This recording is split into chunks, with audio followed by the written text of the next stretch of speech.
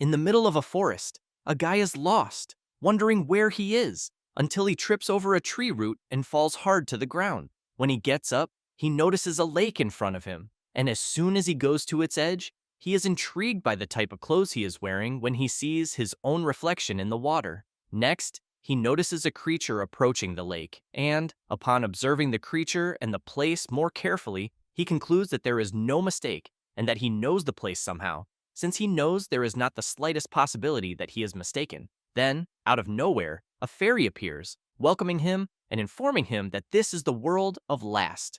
This world is the best-selling survival game of all time, where the world is full of monsters and players gather resources, build bases, and try to survive alongside their allies.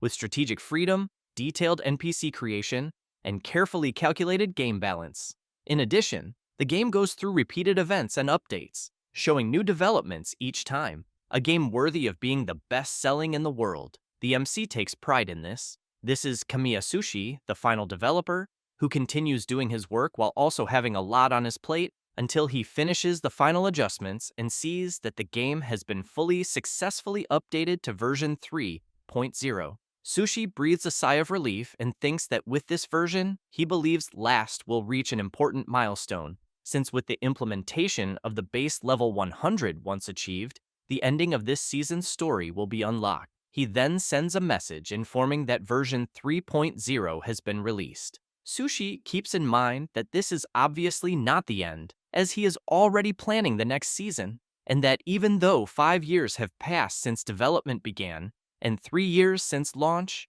he is still full of ideas, since he is absolutely certain that this game will become even more interesting. A few minutes later, while he returns to work, someone appears asking whether the MC is already finishing up. The MC asks whether Onohara is already there. He laughs and replies that yes, because version 3.0 is finally live, then makes it clear that it was obvious he would fly straight over. This is Onohara Wataru, the guy who handles business and licensing, who then congratulates Sushi since he practically developed almost the entire game by himself, and who, in turn, says that he outsourced the background music and some designs.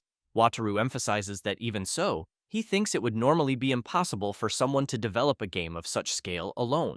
Sushi emphasizes that the game only reached its current scale because Wataru made it big, and that, unlike him, who is only interested in creating, Wataru supported him as a producer. The MC keeps in mind that he met Onohara Wataru in high school because their roll numbers were right next to each other, and that one day he saw his game before it was released and even gave up going to college to offer to produce it. Wataru makes it clear to his friend that his game is truly incredible, and that if it does not sell, he is sure the world is the one that is wrong, especially since the recent user satisfaction survey actually gave the game an extremely high score of 98 out of a maximum of 100. Sushi is intrigued by this score, since it was 2 points short of the maximum. But Wataru tries to cheer his friend up, saying that this is impossible because he thinks there is no game that pleases everyone. But the MC becomes even more excited and says that just by responding to the survey, users show interest at least once, so he thinks it should be possible to make them find it fun. Wataru takes a deep breath and before leaving, wishes his friend good luck with the game's launch. Then he remembers something and asks the MC if he has already signed the previous documents. Sushi replies that yes, and says they are on the desk behind him and that there was not much in the documents, so he will leave the details to him. Wataru takes the documents and, while reviewing each one, laughs and thanks the MC for trusting him. At that moment, a few more people enter the room. Sushi looks back, and Wataru picks up one of the signed documents and, with a very bizarre expression, comments that Sushi has fulfilled his purpose. The MC is confused and soon wants to know what Wataru means by that. He replies that Sushi is truly indifferent to everything except making games. Having said that, he reveals that this is why he managed to steal all the rights to the game Last from the MC. Sushi does not understand and asks what Wataru is talking about, since Last is the game he created, and besides, his friend needs him for future operations. Wataru explains that with the implementation of the base level 100, Last is complete as a game, and that, from a commercial point of view, no additional updates will be necessary. The MC cannot believe this and lunges at Wataru, wanting to know what he knows about it. However, he is quickly knocked down by one of Wataru's guards. Sushi begins to tremble with rage, unable to believe that his idea is being stolen. Then, Wataru says that he knew the MC would not listen to him quietly, and that, because of that, he thinks bringing guards along was the right decision. Having said that, he emphasizes that Sushi's abnormal obsession with last was getting in the way. Wataru comments that his friend kept repeating updates that did not lead the game directly to profit, and that, since his supervision is very strict, they could not even release products properly. And now that the game is complete, the profits of last will be maximized without him. Sushi comments that if he had consulted him, things could have been different. Wataru does not like hearing this, and makes it clear that the MC would not have listened anyway, since division of labor means not interfering in each other's territory. At that moment, the guard releases the MC, and Wataru tells him to leave immediately, since the contract states that Sushi must also vacate the room he is in. After that, the MC reflects that this was how he lost all authority over his game. He tried to file a lawsuit, but the outlook was bleak. And moreover, Wataru skillfully gained the support of public opinion, creating an atmosphere in which people believed that last should belong to him. Sushi becomes furious and punches the table, because he knows that at this rate, all his effort will go down the drain. Then he hears a message arriving on his computer. When he opens his email, he wonders what it is and whether it might be from Wataru. In the message, someone comments that if the MC likes the game last that much, they think he should stay in the game world forever. Sushi is confused and begins to question what that means. Suddenly, his computer starts to emit an intense glow, and he is pulled into the computer. Now, back to where he left off, Sushi is standing before the little fairy who welcomed him. She smiles and explains that the rules of the world are simple. He needs to gather resources, strengthen his base, face enemies, and survive. Sushi is intrigued to hear about enemies and thinks about the creatures of that world. Thus, he reflects that if this is the world of last, his clothes represent a character from the free trial version, and that he has extremely low stats, with no aptitude for skills or equipment, since after experiencing the game's flow once, he knows he is the weakest character, programmed to be eliminated in the first monster attack. Then the little fairy calls the MC and says that they will begin the game, which surprises him, since apparently things are moving faster than he imagined. And as he follows her, he fears that at this pace, he will be eliminated in the attack that will happen that night. And after walking for a while, the little fairy once again asks for the game to begin, but emphasizes that first, the MC must inform his name. A system screen appears before him to enter the character name. Sushi thinks that it is exactly as he imagined, that this is indeed the world of Last, the game he created. Therefore, he begins typing some characters and thinks that, in the game, he can enter developer mode using the hidden code he typed. The little fairy is startled by the name he entered and screams, wanting to know what he is doing, and then becomes surprised when several system screens appear around them. Sushi comments that apparently it worked and that his code seems to still be active. The fairy wants to know how he knew how to access developer mode. The MC explains that he is the one who developed the game and that his name is Sushi Kamiya, which leaves the little fairy unable to believe that she is standing before her creator, and she asks if this is really serious. He answers yes and calls the little fairy by the name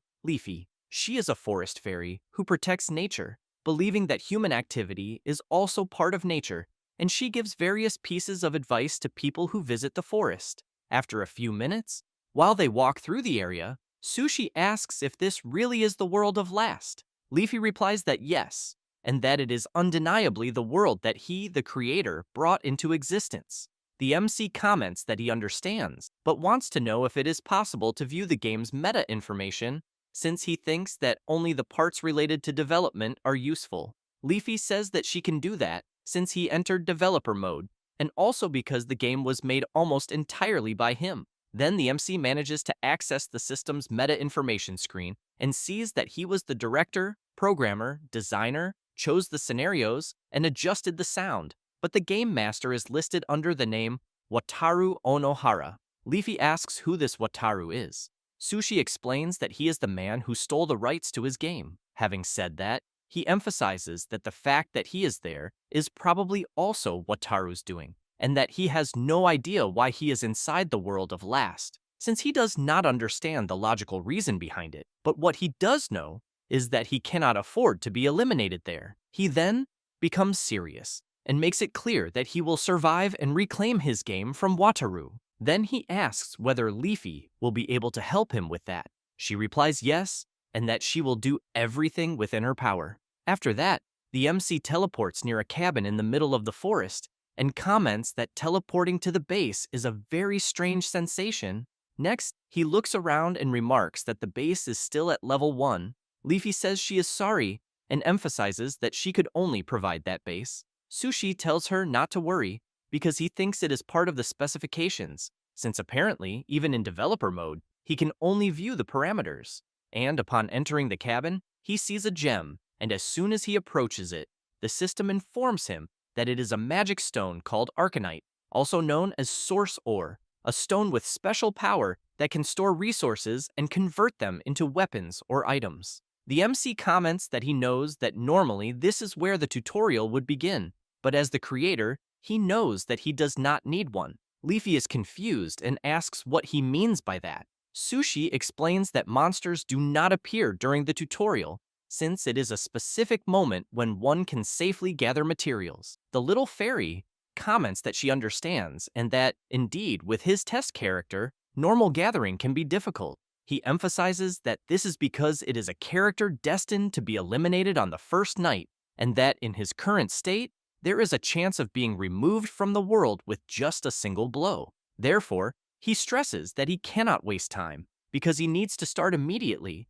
and so he ends up deciding to begin the tutorial. After that, Sushi uses all the materials available up to the tutorial, and even with his eyes closed, he knew exactly where the game's materials and resources were, since he knew there was no time to lose because he needed to prepare for the night attack. A few hours later, Leafy was at the base waiting for her creator, who soon appeared, and she commented that he had done a good job. Sushi calls her to create something he has in mind before night falls. She is impressed and wants to know if he really gathered enough materials during the tutorial to craft what he wants.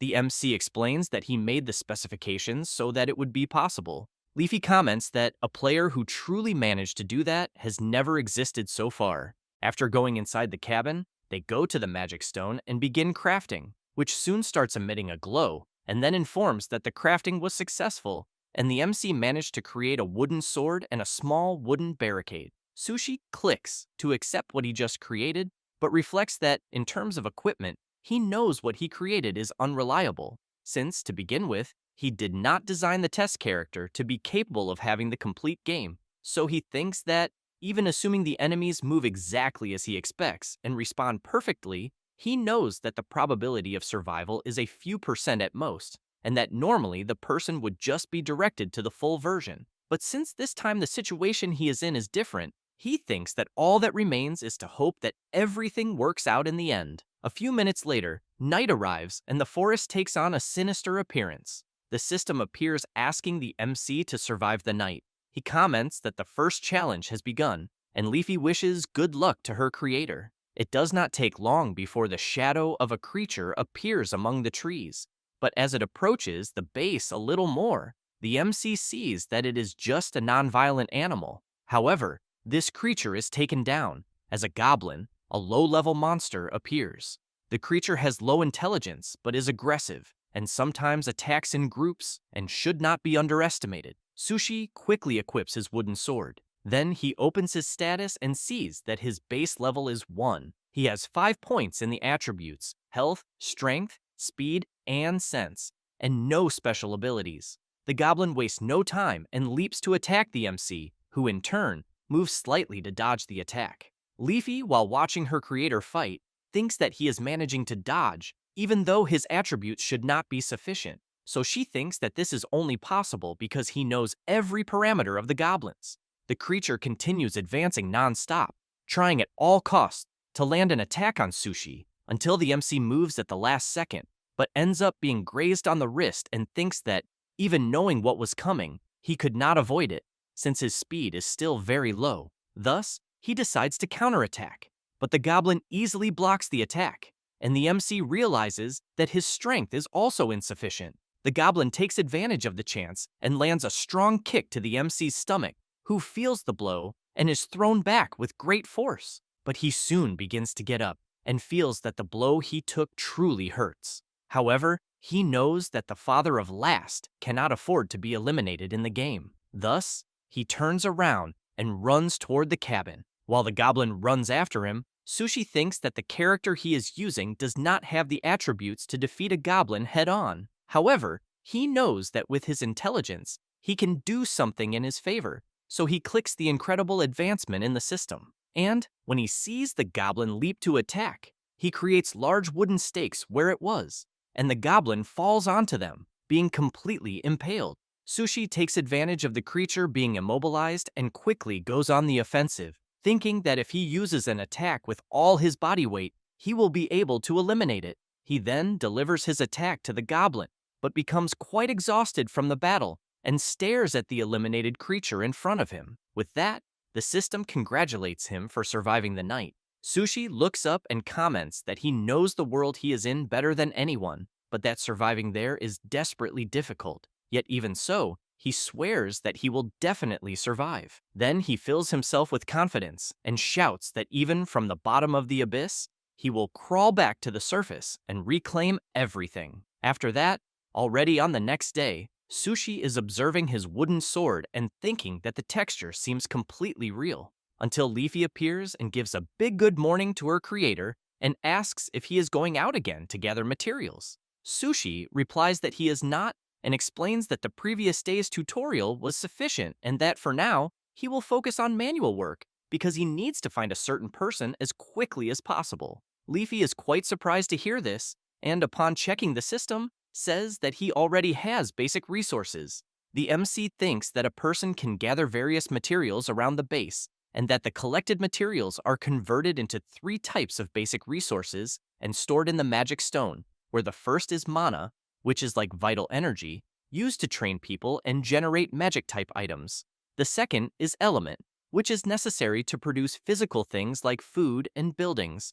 And finally, the third is gold, literally money, since sometimes a person can buy things that cannot be generated. After reflecting on this, the MC activates the magic stone, which soon shows the initial generation, and he sees the mana, the element, and the available crafting. Thus, he starts creating a few things and, before long, manages to obtain a bow, 10 arrows, and a watchtower. Sushi comments that he would like to create more powerful items, but with his current attributes, he knows it is impossible. Leafy emphasizes that the combination he created at least meets the appearance conditions of the character he is using. Next, the MC comments that he now needs allies to help with survival, and especially to get through the 7th day, since that is when the Stampede happens, which makes the little fairy scared just thinking about it. Sushi has in mind that in the game, monster attacks basically happen every night, but that the so-called mass monster Stampede occurs every 7 days and is at a completely different difficulty level. In addition, he knows that on the night of the Stampede, the monsters attack incessantly and that the difficulty is adjusted so that even full version players barely manage to survive, and that even if one survives until day 6, it is theoretically impossible to clear a Stampede with a test version character. But on the other hand, he also knows that if a person manages to clear the Stampede with the free test character, there will be no need to buy the full version. At that moment, Leafy becomes even more terrified and comments that she thinks that even for her creator, surviving a Stampede with a weak character is impossible. Sushi asks what will happen to him if he is eliminated there in the game. The little fairy replies that she does not know, but that eliminated NPCs normally do not resurrect, so she thinks he cannot come out unscathed. But Leafy shouts that even so, she will do everything to help him. However, she emphasizes that she cannot participate in combat due to system restrictions, but that she can give advice, although she thinks the creator might not need it. Even so, she makes it clear that she will work very hard to gather information so that he can survive. Sushi is surprised by her determination and concern, so he thanks her and says that he will be counting on her, but asks Leafy to stop calling him creator and to use only his name. Leafy comments that to her, The creator will always be the creator and laughs. Later, Sushi begins some work around the base. Then he clicks to build the watchtower, and it is soon placed in the location designated by him. As soon as it is built, he comments that it is a bit inconvenient to have to move in order to build things. Leafy informs him that at certain low-base levels, he also cannot place things on the map. Upon climbing the watchtower, the MC is quite surprised, as he has a good view of the surrounding area. While the MC is impressed by the view he is seeing, Leafy comments that everything was created by him. Thus, Sushi reflects that indeed the world of Last is there, and the characters are alive, and that this is precisely why he cannot give up on reclaiming his game. After a few hours, night arrives, and the system informs that the second day's mission has begun, and the MC will have to survive another night. From the top of the watchtower, the MC spots the creatures and warns that they are coming. Having said that, he equips his bow and thinks that on the second night, he has to face two enemies, which is a completely different concept from the battle of the first day. He then readies the bow and comments that this time he will attack first, but he soon realizes that drawing the bow requires considerable strength. Leafy comments that she is sorry, since at his current level, there is no strength increase. He replies that it is fine, because he is responsible for having designed it that way, and therefore cannot complain. Having said that, he fires the arrow, which merely grazes the goblin's face without causing any significant damage. Sushi comments that unfortunately he missed, and Leafy apologizes and informs him that there is still no accuracy increase. While preparing another arrow, the MC comments that the difficulty at the beginning of the game is a specification he himself created and that there is no way to get around it. As soon as he fires the arrow, this time he hits one of the goblins in the knee, causing it to lose its balance. Leafy shouts that he did it and tells him to try again. The MC fires and hits the last goblin squarely. Thus, he takes advantage of the chance and jumps down from the tower. And while preparing another arrow to shoot at the goblin he had hit in the knee, he thinks that he learned from the previous day's battle that even with insufficient statistics, if he can anticipate one step ahead, there are ways to manage accuracy. The goblin tries to hit him, but he manages to dodge the attacks and soon readies his bow. Now, aiming the arrow very close to the opponent, he thinks that accuracy is inversely proportional to distance, and, since there is no way to miss from that distance, he lands the shot cleanly. However, the previous goblin gets back on its feet, but is soon hit again. While the creature is down, the MC slowly approaches, prepares his bow once more, and finishes off the creature. With that, the system congratulates him for completing the second day's survival mission. Leafy is happy that her creator managed to survive. He replies that in a way, yes, but that in the midst of the forest, there is someone watching him closely.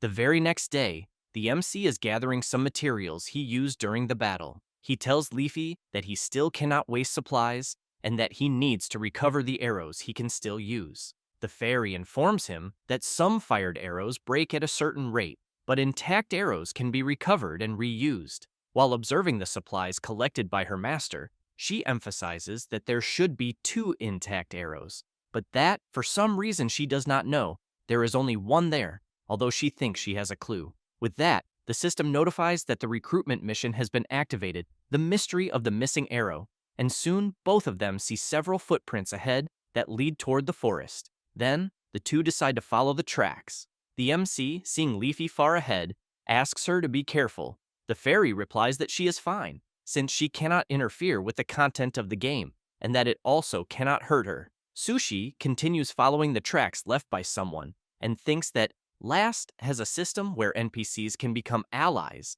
and that, when certain conditions are met during the game, NPCs will wander near the base. And if the person completes the recruitment mission exclusive to each NPC, they will join the group of the person who found them. In addition, from combat to production, NPCs have various areas of specialization and are essential to complete the game. So he concludes that, especially because his life is at risk, he needs allies.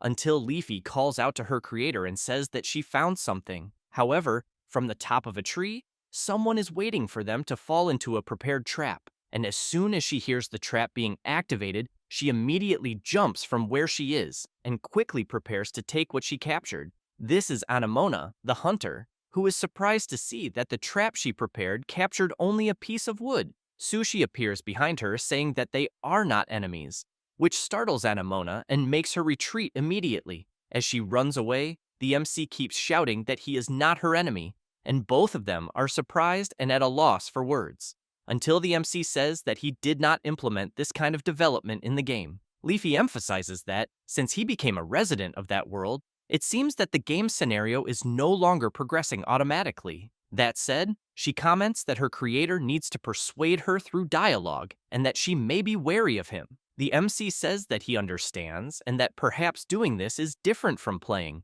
but he considers the hypothesis that the characters are alive and wonders if, by making a mistake in his approach, they could become enemies. After that, and later on, Sushi completes another gathering mission, and Leafy comments that she is happy to see that her creator returned safely once again. She wants to know if he managed to replenish the item he needed. Sushi replies that he did, and emphasizes that fortunately, no monster appeared. That said, he calls Leafy to create what he had planned before. She wants to know if he thinks it will work. Sushi makes it clear that he was the one who created her character settings, and that, because of that, he believes the method he will use has the highest probability of success. Then, he explains that Anamona is a hunter who lived alone with her father, and that, even after his death, she continued living alone in the forest. And because of that, he thinks that if he can offer her the warmth of human companionship after such a stoic and solitary life, there is a great chance that she will join them. That said, he emphasizes that this is a situation that is not in the game scenario, and that, because of that, he thinks nothing is certain. And, without further delay, he begins crafting. It does not take long, and he creates an iron pot, a ladle, salt, pepper, ground meat, and 2 table utensils. Sushi comments that now he has everything he needs. Later, while cooking, the MC comments that he never thought the day would come when he would be cooking inside the game. Leafy says that at higher levels, he can generate finished products. He comments that this is also not a bad experience. The fairy wants to know if he is good at cooking. Sushi says that he lived alone for a long time, and that he used to isolate himself to focus on his personal development, and that shortly after graduating from high school, Wataru used to come to his house frequently. Then he takes a deep breath and comments that this is a long story and that it can be told another time. Then they hear a noise in the middle of the forest, and Anamona appears out of nowhere, pointing an arrow at the MC. He asks her to wait and comments that, as he said before, they are not enemies.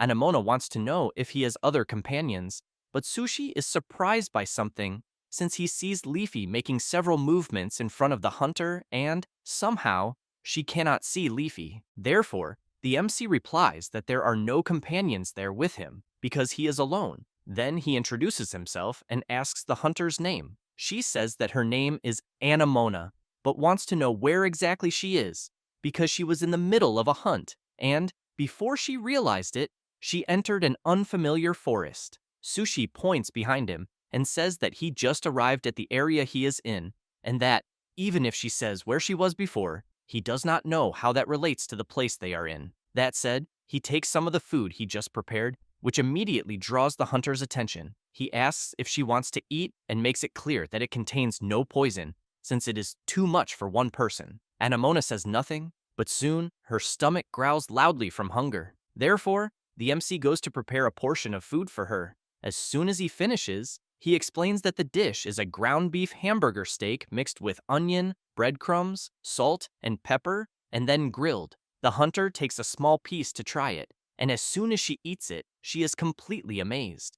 Without wasting any more time, she starts eating non-stop. It does not take long for her to finish, and she comments that it is the first time she has eaten this kind of food, and that it was really delicious. But she wants to know if the MC can make more. He replies that he can, since he has more ingredients, but emphasizes that he needs something in return. A little wary, Anamona grabs her bow and wants to know what he will want. Sushi replies that it is combat power, because the area there is dangerous. She replies that he can see and prepares to draw an arrow. Sushi makes it clear that if she does not want to be hunted, then she has to hunt. That said, the system informs that the third mission to survive the night has begun, and that the recruitment mission of the mystery of the missing arrow has progressed, and now he needs to fight alongside an NPC and win for the NPC to join his base. Then everyone prepares for combat, and she emphasizes that this is something she can definitely do. Next, some sinister eyes begin to appear in the middle of the forest, and soon, 3 armed goblins emerge. Leafy comments that there are only 3, but the MC says no, because he thinks more will come. And just as he predicted, more goblins come out from the forest and soon charge in. Sushi equips his wooden sword and shouts for the hunter to cover his rear. While she stays alert, she thinks that the MC drew a sword and wonders if it could be storage magic. Sushi, in turn, advances fighting against each of the goblins that come into his path. Anamona keeps watching him fight and thinks that she will not be able to provide cover while he is so close to the goblins, until Sushi lands a kick on one of them and shouts that the first one is down. The hunter notices her chance and fires an arrow, finishing the first one, but she becomes intrigued, wondering if the MC is tracking her line of fire while fighting. It does not take long, and the MC manages to land another critical hit on another goblin, and in the same way, Anamona lands another incredible arrow shot, eliminating it. However, the goblin that the MC was holding jumps, pushing him to the ground. Seeing himself with no way out, Sushi thinks that he will use that moment to test something. Thus, he grabs the creature's arm and, with his foot, tries to throw it backward. When he succeeds, the hunter takes advantage of the chance and lands another arrow on the goblin while it is still in the air. She is impressed by the MC's agility, until, with a few goblins still left to defeat, one of them notices something and, while one keeps fighting the MC, the rest go after the archer. She becomes frightened and, after hitting the arm of one of the goblins, thinks that she does not believe she will have time to make another shot. Therefore, she quickly draws her dagger and tries to block the attack of the 2 creatures at once. Sushi, seeing that she is struggling, shouts, asking Anamona to retreat toward the shed while they fight, and emphasizes that she does not need to finish off the goblins. One of them becomes furious and charges at the archer. She looks back and leaps with a somersault, dodging the creature's attack. And where the goblin steps, it ends up falling into a trap previously prepared by the MC. Upon reaching the bottom, it falls onto some wooden stakes and is eliminated instantly. Sushi laughs when he sees that his trap worked in the end, and then reflects that it was a good thing he built those traps. Now, with only 2 goblins remaining, the hunter charges at one of them, and the MC continues trying to defend himself from the attacks of the other goblin and thinks that, with the attributes of the character he is using, it is still quite difficult to fight, until the goblin manages to break his defense and knocks the sword away. But Sushi is impressed when he sees an arrow strike the creature squarely. He looks to the side and sees that Anamona defeated the goblin she was facing and even managed to help him. With that, the system informs that the 3rd day mission of surviving the night has been completed. Later, the MC goes to the magic stone to store some things. The hunter comments that so the MC is indeed a magic stone contractor. He replies that he only closed the contract recently. Leafy explains to her creator that NPCs understand various specific game abilities, such as special magic, usable only by those who have made a pact with a magic stone. Sushi tells the hunter that if she has nowhere to go, he wants to know if she would join him, because he needs allies to survive the place they are in. Anamona slowly walks up to the MC and says that she heard that magic stone contractors are those with a mission for the world, and that she thinks there may be meaning for the world she got lost in there. In addition, the MC's combat abilities were quite impressive, and that she will be counting on him. Saying that, she extends her hand to him. Sushi takes her hand, thanks her, and emphasizes that he is looking forward to working with her. With that, the system informs that the hunter, Anamona, has joined the group.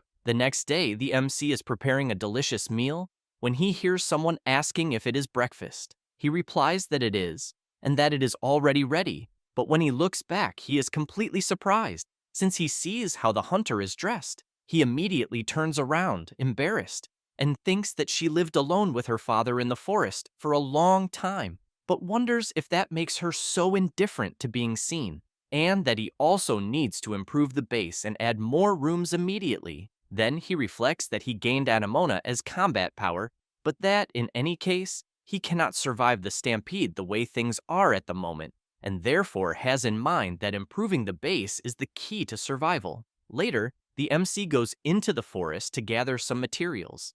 Anamona is doing this as well, and comments that Sushi is quite efficient at what he does.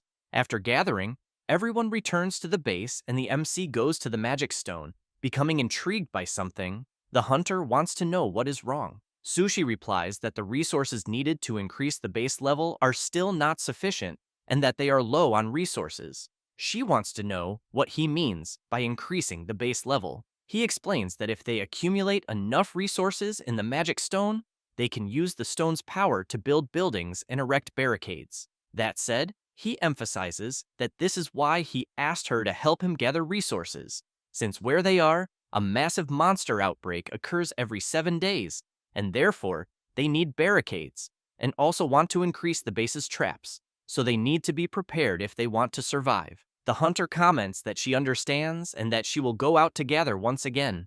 Sushi makes it clear that he will be counting on her and that he will try to think if there is any other way. Therefore, he comments to Leafy that if they borrow Anamona's power, who should not even be there at the beginning of the game, there is a chance they can get resources in time, but he thinks it will not be enough. The fairy points out that if they had an increase in the item drop rate, they might have managed it in time. Sushi says that he will think of another way, then asks the fairy to open the full console to developer mode. She replies that it is fine and works her magic. It does not take long, and both of them are surrounded by several system screens. Sushi comments that it would be great if he could adjust the parameters directly, but he knows that would be difficult in system terms, because even if he can adjust them, doing so while the game is live is quite risky, since he keeps in mind that due to the complexity of the game system, various adjustment systems operated by AIs run in real time, and the mechanism ensures that even if there are numerical inconsistencies in the game, the AIs correct them immediately. However, he knows that the only things that can be corrected are inconsistencies that occur within the scope of the game design, and because of that, if many arbitrary changes are made, this exceeds the scope of what the AI can correct and can cause bugs or unexpected malfunctions. However, it is also true that they will not survive the 7th day as things are, so he wonders if there is some method that goes beyond normal gameplay. Until, after thinking a lot, he gets an idea and comments that in the developer functions, there is a way to level up, regardless of the amount of resources. Therefore, he asks Leafy if they can use instant build mode. The fairy is quite surprised by her creator's sudden question. He explains that instant build mode is one of the test functions used during development, and that it allows the construction and upgrading of facilities regardless of the available resources. Leafy gets excited, saying that she understands, and emphasizes that if it is instant build mode, the system's AI will not intervene to correct it. Sushi comments that it is exactly as she said, since the system was built to accept modifications made by the developer. The fairy starts getting to work and comments that since her creator is logged into developer mode, she thinks the API might be open and she will look for it. It does not take long, and Leafy says that she found it. Sushi wants to know if it looks accessible. The fairy comments that she thinks it looks impossible through the console, but that if she dives deep into it, she might be able to. However, the MC shouts asking her to wait because it can be very dangerous. Leafy does not listen to her creator and enters the console. Looking around, she concludes that this is the API access point. Then she starts tinkering with the system to make her changes. And while she does that, a black AI appears behind the fairy. Upon noticing it, she turns around and soon becomes confused by what she is seeing. Suddenly, the AI starts absorbing all the data around. The fairy tries with all her might to escape, while wondering if the maintenance AI thinks she is a bug. But she tries again to make the changes, before being absorbed and corrected by the AI. A few seconds later, she gains access, and before the maintenance AI could reach her, she exits the system at the last second. Sushi wants to know if she is okay. Completely shaken, the fairy says that in a way she is, but that she was almost deleted by the maintenance AI. The MC says that he already imagined that, because her entry into the system is not normal behavior, and that the system probably recognized her as a bug and tried to exterminate her, which leaves her completely stunned to know that she could indeed have been eliminated. Then, The MC wants to know if it is possible to take a peek at the system through the console, but emphasizes that she does not need to enter. Leafy replies that it is, and by putting only her head in to take a quick look, she is frightened when she sees the number of maintenance AIs that have appeared. As soon as she returns, she says that the maintenance multiplied. Sushi comments that he understands and that apparently accessing the same API again seems difficult. Leafy apologizes to her creator, but he makes it clear that it is not her fault, since this is proof that the system is operating normally and that, in fact, he feels sorry for making her go through something so dangerous. That said, he emphasizes that he is glad to see that she is safe. Next, the system asks whether the MC will proceed with increasing the base level through instant build mode. Later, Anamona, upon returning from her task, is quite surprised since she is seeing the new constructions made at the base. Sushi goes out and opens the door of the shed and sees that the base is now level 3. The hunter comments that the magic stone he uses is indeed something incredible. Sushi emphasizes that although this does not mean they can do anything at any time they want, she should feel free to use whichever cabin she wants. However, the MC makes it clear that she must decide which cabin she wants immediately. Anamona is intrigued and asks why. At that moment, a bright beam of light descends forcefully from the sky in the middle of the base, and some silhouettes begin to appear within the light. The hunter is quite surprised, and the MC replies that it is because they will soon run out of cabins. That said, several people begin to appear from the light that fell from the sky. Anamona wants to know if the people she is seeing were teleported there. The residents who just arrived are somewhat shy. The hunter finds this strange and soon prepares to draw her dagger. Asil immediately steps in front of her mother to protect her. The MC asks Anamona to calm down and then looks at the people in front of him. Then, he takes a deep breath and asks everyone to listen to him, introduces himself, and says that he has been living there for a few days before they arrived. That said, he explains that the base there is surrounded by a forest where monsters appear and that at night, these monsters attack the base. Therefore, he makes it clear that to survive there, he needs everyone's cooperation. The residents start talking among themselves until the old man Sylvan steps forward and asks if the MC also arrived there recently. He replies that yes, and says that he was guided by the magic stone. Sylvan, upon hearing about the magic stone, comments that he has heard some stories about it, but that he never imagined the day would come when he would be called by the origin ore while still alive. At that moment, Wald shouts, asking everyone to wait a bit, because they cannot simply take seriously what a stranger is saying. Then he comments that somehow it does seem true that they were teleported by magic, but that the MC could also have done it just to kidnap everyone. Sushi, seeing Wald wanting to leave the base, asks where he thinks he is going. He says that first, he is checking the surroundings. After all, he does not know if it is true that monsters appear. That said, he asks for half the people to stay there and for the other half to follow him. Sushi asks Anamona to protect the women who stayed.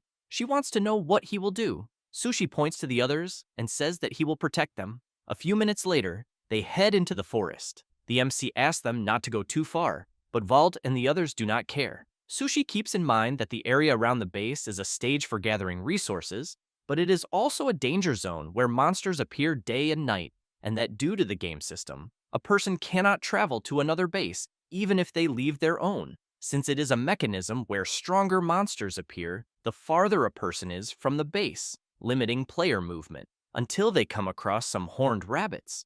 And Wald wants to know if by any chance these little creatures he is seeing are the ones that attack the base during the night. The MC replies that it is exactly that, which leaves the man confused. And while the little creatures transform, the MC makes it clear that it is a bit hard to believe, but that there is no better learning than experience. The little creatures are actually hunting rabbits, carnivorous and fierce monsters, and while they lower their prey's guard with their harmless appearance, they surround and attack in groups, soon charging at Wald and the others. Sushi runs toward them, asking everyone to close their eyes and hold their breath, and the three do exactly what Sushi asked. The MC takes 3 units of pepper from his inventory and throws the containers in the direction where each hunting rabbit is. As soon as the containers break, the pepper spills over the rabbits. Then, the MC tells everyone to run immediately. Wald wants to know what is happening, but Sushi makes it clear that they should return to the base first. While helping one of the residents return to the base, Wald runs after them, asking them to wait. Later, they safely return to the base, and Wald's group receives treatment. After that, some residents begin taking care of gathering and cultivation at the base, while the rest train with bows and swords. Anamona is willing to train them and, upon seeing Wald's group slacking off, shouts for them to continue training with the sword 50 more times.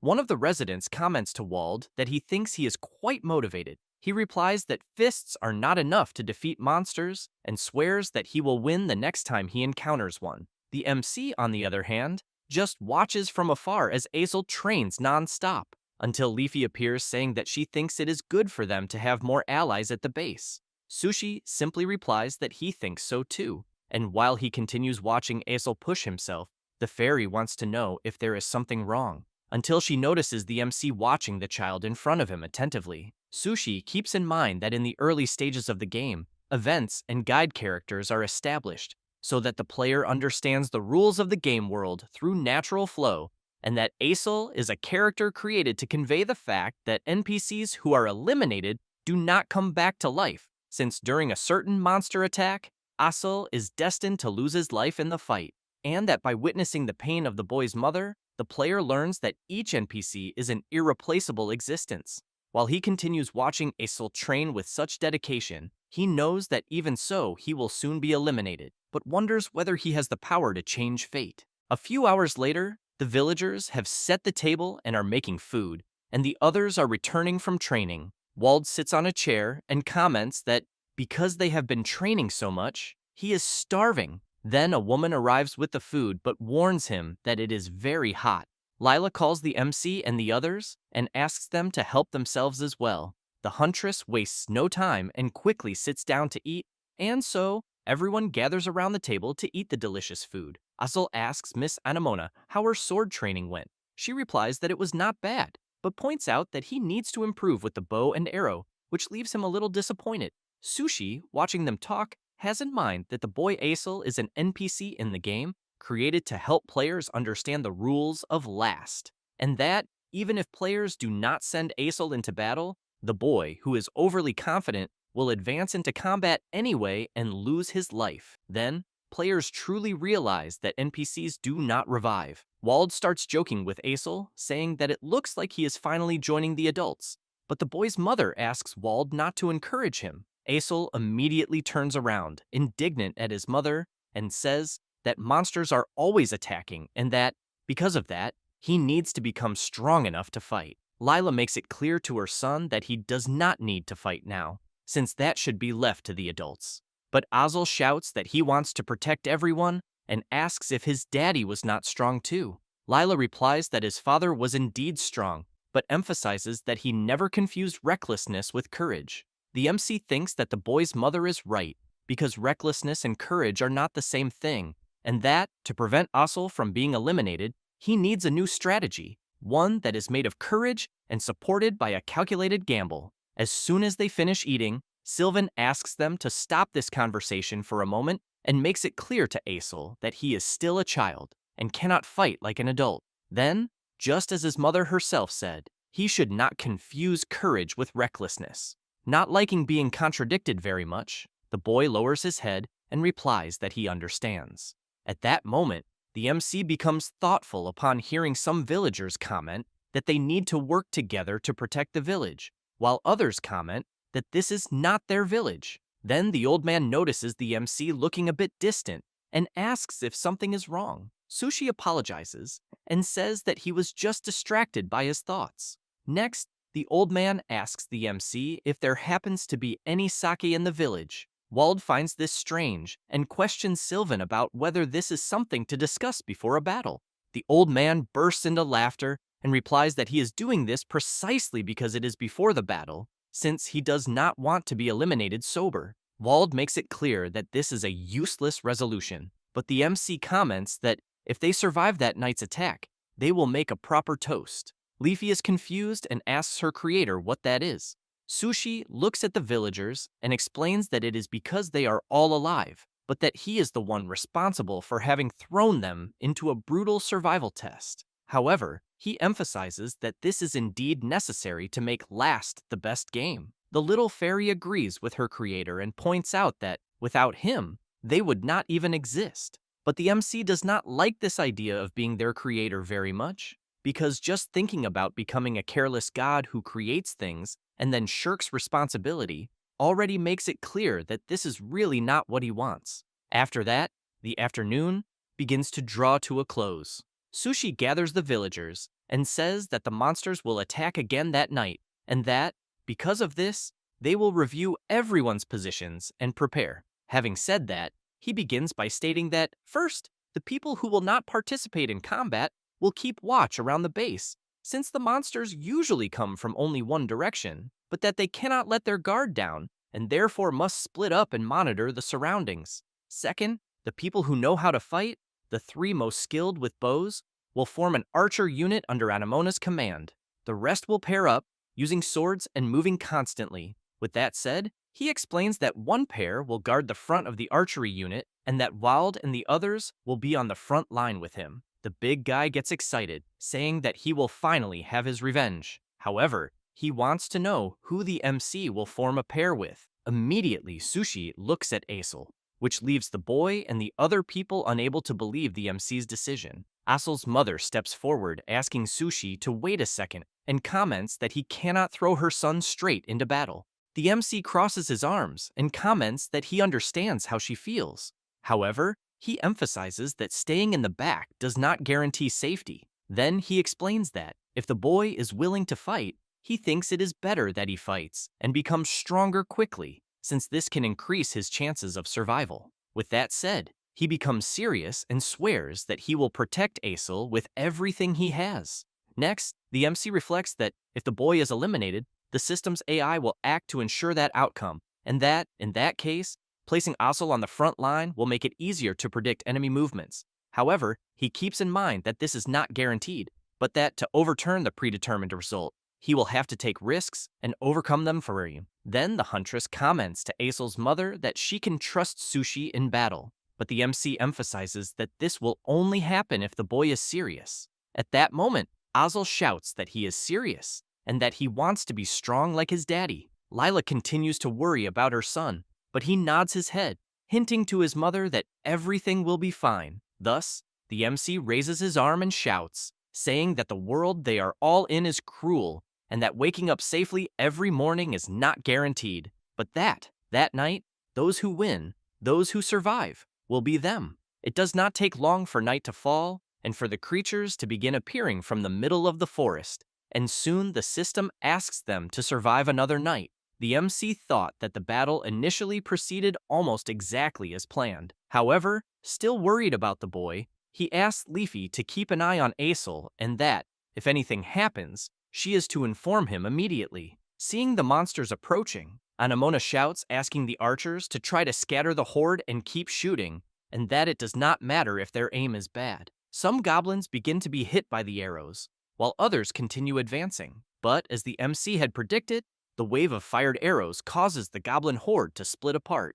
Then, Sushi shouts, asking them to finish off the goblins one by one and not to break the pairs, since they are to maintain the numerical advantage. But he emphasizes to Wald that he is not to let the enemy get close to the watchtower. As the battle went on, the MC thought that, corresponding to the evolution of the base, the number of monsters increased, but that, for the villagers' first battle, they did well, since they prevented the enemies from coordinating and defeated them reliably using two-man cells. Wald advances against a goblin, wanting to know what is going on, since they seem quite weak. However, as he attacks it, something strange happens in the creature's eyes, and that same goblin, while fighting Wald, keeps looking at the boy Asil. But Wald lands a blow on that goblin and asks if the creature thinks it is good to look away in the middle of a fight. Then, he knocks the goblin to the ground, and, while finishing it off, wants to know if the creature was really that curious to know what was happening where it was looking.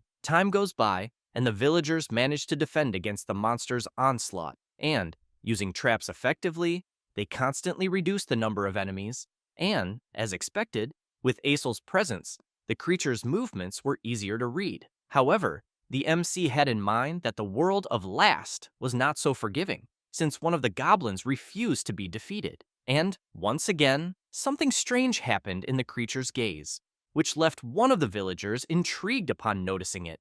And, after being attacked by another goblin, he comments to his friend beside him that, all of a sudden, the goblins became stronger. The huntress is surprised when she notices the strange movements of the goblins.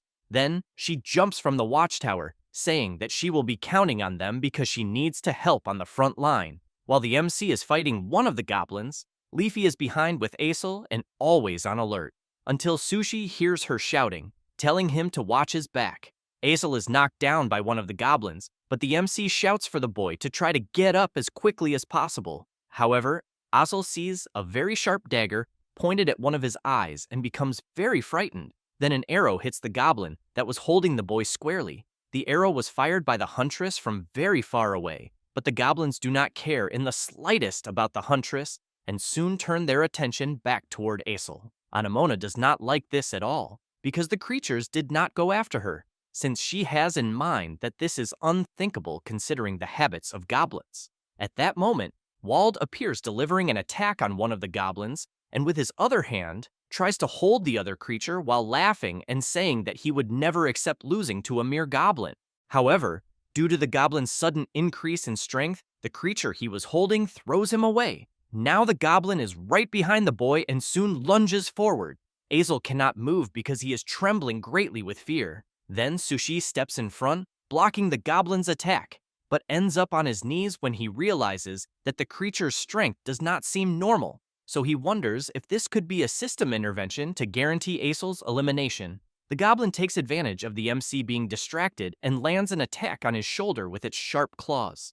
The commotion does not stop, and soon another goblin appears to attack the boy. But this time, Anamona appears, striking the creature with her sharp dagger. However, the goblin refuses to be defeated and tries to get up. Wald appears and lands a solid punch on the goblin, slamming it hard into the ground. The big guy laughs and emphasizes that humanoid monsters are great because they are very easy to punch. The huntress notices another goblin trying to stand up and charges at it with everything she has.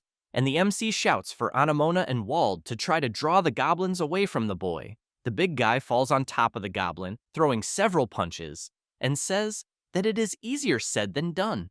Then he becomes very startled when he sees an arrow hit the goblin squarely in the head. Anamona asks Wald to remember what the MC had asked. Next, Sushi asks Asil to strike the head of the goblin he is holding. The boy is afraid, but the MC says that this is the turning point of the boy's destiny, and that, if he wants to live, he must fight.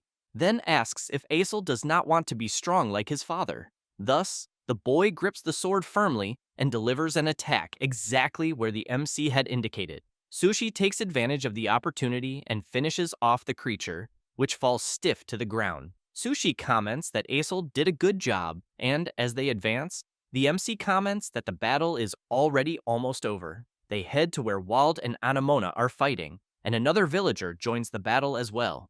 After several hours of fighting, they manage to eliminate all the goblins. Sushi raises his sword high and shouts that they have won, which leaves everyone excited about the victory. With that, the system informs them that they have successfully survived the 4th night. Lila is happy to see that her son is well, so she runs to him and hugs him tightly. The MC watches the two of them embracing and thinks that somehow he managed to reverse Asil's destined elimination, and that he will also overcome the monster stampede of day 7 without letting anyone be eliminated.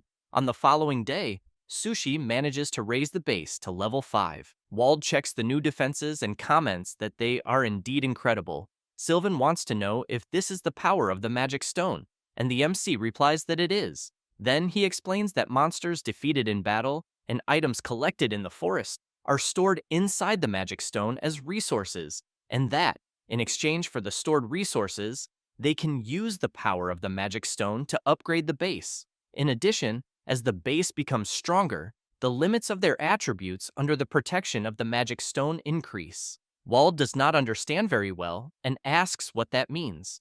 Anamona comments that it means that the stronger the base becomes, the stronger everyone there can become. But the MC emphasizes that this does not mean a person will become stronger by doing nothing, since they merely become capable of growing. and that without training or experience, nothing changes. With that said, he calls everyone to have breakfast, because training will begin as soon as they finish. Sushi reflects that, thanks to the base level increase with instant construction mode, they managed to secure personnel and equipment far beyond what is normal for the beginning of the game, and safely survived the 2 attacks that followed. In addition, each NPC evolved, and their teamwork became smoother. Asil's growth, in particular, was remarkable, since the AI did not focus its attacks on the boy after that, and he became a capable combat asset. And finally, the 7th day arrived, and they were about to face the first monster Stampede. But before that, the MC was checking the equipment,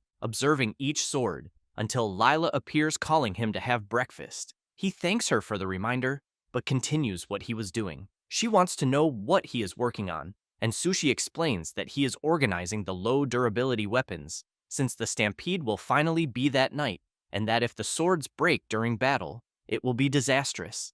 With that said, he ties some red ribbons on a few swords that appear more worn and comments that this should solve it.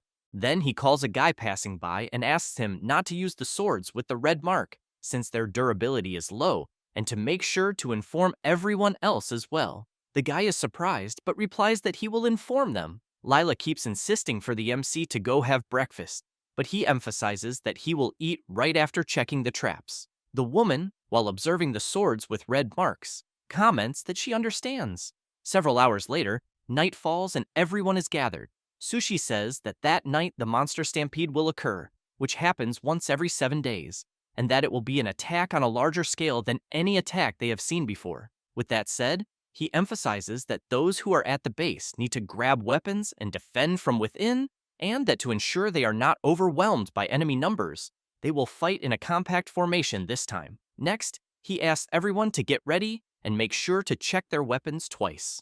Asil, upon observing his sword, is surprised, turns around, and runs to his formation. A guy wants to know if the boy is all right, and he replies that he is. Sushi shouts, asking to close the gates and for everyone to hold their positions. Asil's mother is at a distance with some people and is afraid that something will happen to her son. But as she looks more closely, she notices that his sword has the red mark that the MC had placed earlier to indicate that the weapon has low durability, so she becomes terrified. But at that exact moment, the monster stampede begins, and the creatures march toward the base. The system issues a red alert and announces that day 7 has arrived, and that a massive invasion called Stampede is occurring. And, while Asil stays alert, the system informs that the mission is to survive the Stampede. The goblins begin to advance, and one of the villagers on the front line becomes worried about the large number of creatures he is seeing, but the MC asks him not to waver, because they prepared for this day. Then, upon seeing the creatures get even closer to the base, the MC shouts asking the huntress to release the fire arrows. She prepares and shouts asking the other archers to remain calm and aim as in training. And as soon as the goblins advance a little more, the fire arrows are fired, and when one of them hits a mark, it triggers a bomb that causes a huge explosion among the goblins. Wald comments that he loved seeing that. The MC reflects that, since the base leveled up, the production of gunpowder was completed in time, and they turned it into explosive landmines, but that they are only effective against a horde of low-intelligence goblins. Therefore, he asks everyone not to lower their guard, because the creatures are already arriving. The goblins advance through the dust left by the explosion and charge straight at the humans. Wald eliminates the first one, as do the MC, Asil, and the others. Anamona asks the archers to leave the area in front to the allies below, because they need to stop the creatures coming from behind. And just as she described, the goblins begin to come from another direction. But since they were already prepared for this, they start eliminating the goblins. However, one manages to advance without being hit and goes after an archer, who becomes very frightened. Then a woman appears from behind and impales the goblin that was going to attack the archer. Soon, 2 more people appear, preventing the creatures from breaking through the encirclement. The defensive battle continues intensely, but the traps and strategies they prepared beforehand were all working. The MC, while fighting alongside Wald, comments that at the pace they are going, he thinks they will be able to hold the position without problems.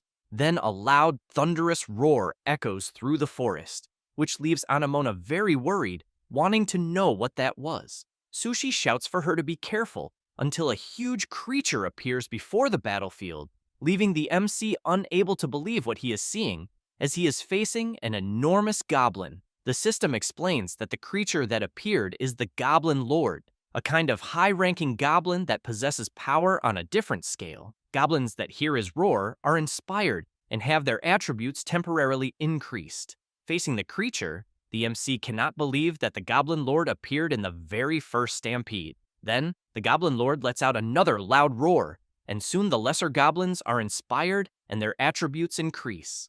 Asil begins to have difficulty fighting one of the creatures, and, while trying to defend himself at all costs, realizes that the goblins suddenly became stronger. His mother, on the other hand, is very worried, fearing that, in this way, something very bad might happen. Then, seeing that people are managing to hold back the onslaught of some goblins, she turns around and leaves. At that moment, the Goblin Lord begins advancing toward the base. The MC notices this and shouts for everyone to be careful. Anamona comments that they are not safe there on the watchtower and asks everyone to jump immediately. And as soon as they leap, the Goblin Lord completely smashes the tower. Anamona manages to reach the ground safely, but the archer who was with her cannot land the same way and ends up injuring his leg. The huntress drags the boy and shouts that there is a wounded person and that they need to take him inside the base because he needs a medic. Then she is surprised to see Asil's mother rushing past at full speed holding a sword, so she starts shouting, wanting to know where she thinks she is going, but Lila does not hear and keeps running toward her son. Meanwhile, the MC is facing some goblins and their lord, but even so, he remains confident and determined to survive at all costs. Meanwhile, Lila is desperately running to deliver the sword to her son when she is surprised to see a goblin in front of her staring at her. She does not think twice and charges at it, but the hunter, from a distance, lands a direct arrow shot on the goblin. Then she goes to Asil's mother and asks what she thinks she is doing. Desperate, Lila shouts that she needs to deliver the sword to her son because the sword he is using has low durability. Anamona makes it clear that she will deliver the sword and tells her to go back. But at that exact moment, another goblin charges at Lila. The hunter is faster and eliminates the creature with another precise arrow. However, looking around, she comments that apparently there is nothing else to do but that she will hold them there. While Lila runs to deliver the sword to her son, Anamona tries to clear a path with her arrows. Lila keeps running and thanking the hunter profusely. Anamona sees that the boy's mother managed to get past the creatures, but is now surrounded by several goblins. So she thinks she is in a very complicated situation. Elsewhere on the battlefield, Wald and his partner are fighting non-stop and comment to each other that the goblins are suddenly getting stronger and stronger. Then Wald hears a loud noise coming from the direction of the watchtower and shouts, asking what is happening over there. The Goblin Lord and the other creatures begin to approach the MC, and the man, who is with Sushi, becomes frightened when he sees the size of the creature in front of him. The MC explains that a Goblin Lord is a high-level type of goblin,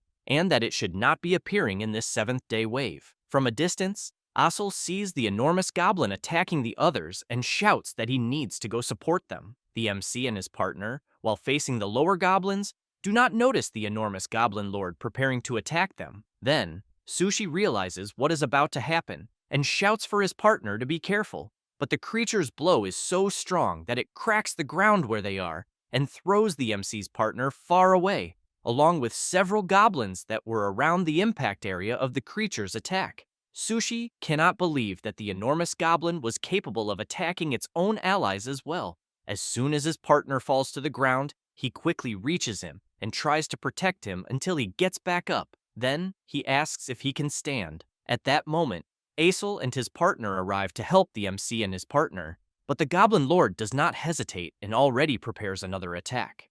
Asil is frightened and shouts, warning that the creature is going to attack again. The Goblin Lord swings his club. Sushi pulls up his shield to try to defend, but he is surprised by something, and when the Goblin Lord attacks, the MC manages to return the very attack back at the creature. Asil and the others are impressed by this. The boss, however, becomes furious. Sushi takes advantage of an opening and attacks the creature. Then, he reflects that a perfect defense, synchronized with timing, is a success, since he knows it is a common technique in games.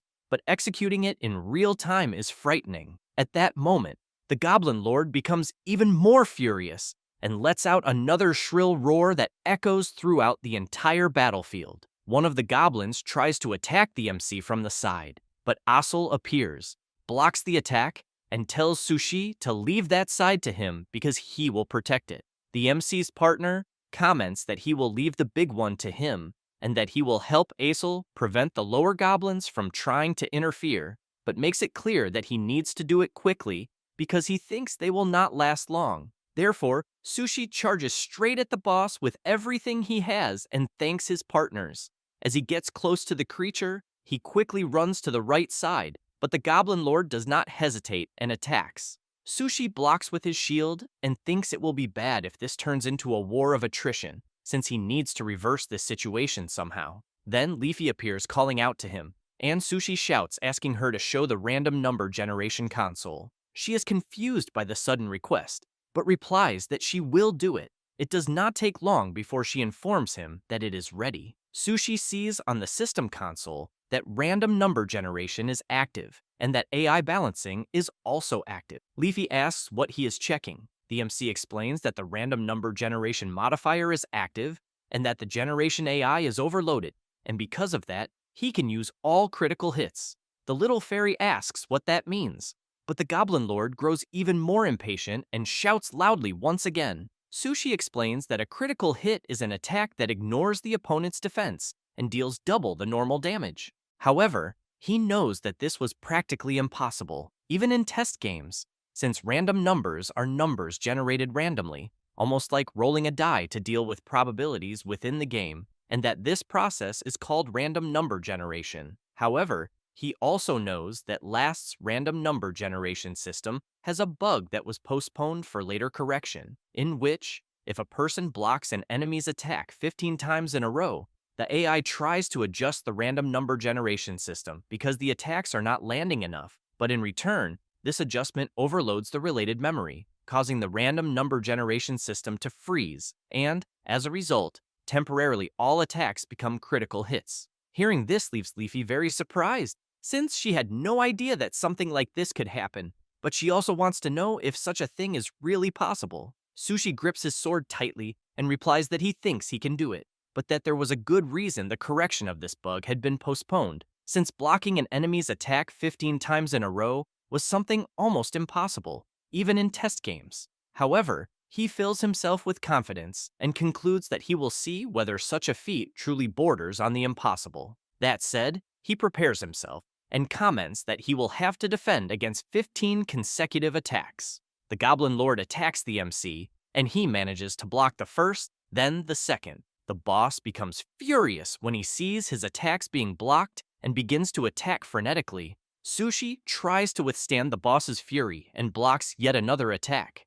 Asil, while fighting a creature, is surprised to see that the MC is enduring the attacks of the enormous creature. Upon blocking the fourth attack, Sushi tells Leafy that if he keeps blocking the attacks in sequence, he thinks they can turn the situation around. But Asil begins to have difficulty fighting until his mother arrives and shouts for him. Meanwhile, the MC continues trying to block the boss's attacks, who in turn becomes even more furious and tries to land a kick on the MC, which he also manages to defend. The Goblin Lord loses his balance and crashes heavily to the ground. Sushi laughs when he sees that he is managing to pressure the creature, but soon has to jump back because the boss gets back up, and then he blocks the creature's 11th attack. The Goblin Lord does not tire and tries at all costs to hit the MC, who continues blocking, reaching an incredible 13 consecutive defenses. Meanwhile, Asil is trying to hold back one of the goblins, but when he notices that the other runs toward the MC, he shouts trying to warn Sushi, who in turn blocks another attack and thinks he is doing very well,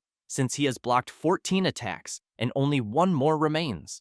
But because his concentration is focused on the fight against the Goblin Lord, he is surprised to realize that one of the goblins is about to attack him. Asil appears to protect him, but when he tries to attack with his sword, it completely breaks, since its durability was extremely low, leaving the boy unable to believe that this happened at such a moment.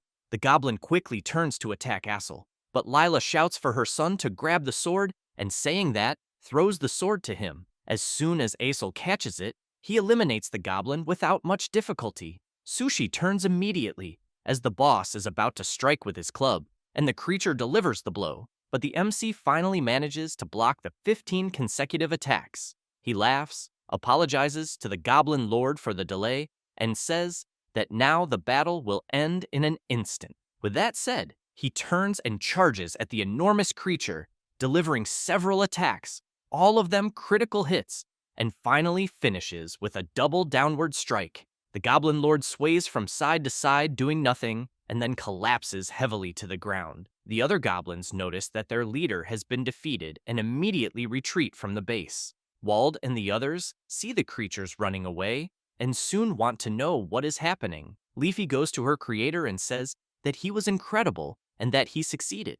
Very exhausted, he replies that yes, but that it was by a very narrow margin. Asil looks at the boss's body lying on the ground and comments that he thinks they won. Lila is happy to see that her son is safe, but soon becomes frightened when she sees the boss suddenly opening his eyes. She then jumps in front of her son and is struck directly by the creature. Sushi stands up immediately and shouts that he did not expect the Goblin Lord to still be able to move. Then he delivers the final attack on the creature, and as soon as he eliminates the boss, Asil runs to his mother and shouts in concern for her. While he cries, she comments that she is very happy that he is safe, and that now she is going to where Asil's father is. He starts crying even more and desperately shouts, asking her not to say that. Lila makes it clear that her son needs to meet them again after a long time, because now he needs to live his life, grow up healthy, and be strong, and that when they reunite, she wants Asil to tell her his stories, because she will be very eager to hear them. Asil, realizing that his mother has passed away, lets out a cry of pain that is heard throughout the entire base. Sushi and the others are left completely speechless, and to make matters worse, it begins to rain, making the environment cold and sad, until the system informs that the mission to survive the Stampede has been completed. On the following day, the first gravestone of the base is made, and Sushi is observing it attentively. Leafy calls out to her creator and says that she could not find the reason why the Goblin Lord appeared, but that at least there are no traces of modification in the game's settings. She then emphasizes that even though the title of Game Master was stolen from him, he still has the authority to manage the smaller game settings, but that she thinks it should not be possible to alter the settings freely. With his head lowered, the MC comments something about the Great Architect, which leaves Leafy confused. Sushi comments that he was being arrogant since he thought he knew everything about the world he is in just because he was the guy who created it and believed that, no matter the situation, he would be able to handle it, but that in reality, he ended up letting someone be eliminated, someone who should not have been. Leafy tries to cheer him up by saying that this may be true, but also that if her creator had not been there, the base would have been destroyed, and that it is thanks to him that the NPCs are still alive. Sushi comments that he knows they are alive because he is the guy who created them, and that he is also the guy who made them suffer and who is leading them to death. With that said, he starts walking back into the base completely disappointed and then asks Leafy to leave him alone for a while. Sushi goes to a more distant place from the base and sits on the ground. Anamona appears wanting to know what he is doing. At that moment, some birds begin to fly around the area. The hunter prepares her arrow and shoots, hitting one directly. The bird falls to the ground, and Anamona says that in this world they risk their lives just to survive, but that sometimes they take lives, and sometimes their lives are taken, but that this is no one's fault, because that is how things are. The MC tries to argue, saying that even so, he still thinks that he has, in some way, a bit of guilt. Anamona walks away asking him to follow her, because he needs to see something. When they return to the base, the residents are training non-stop.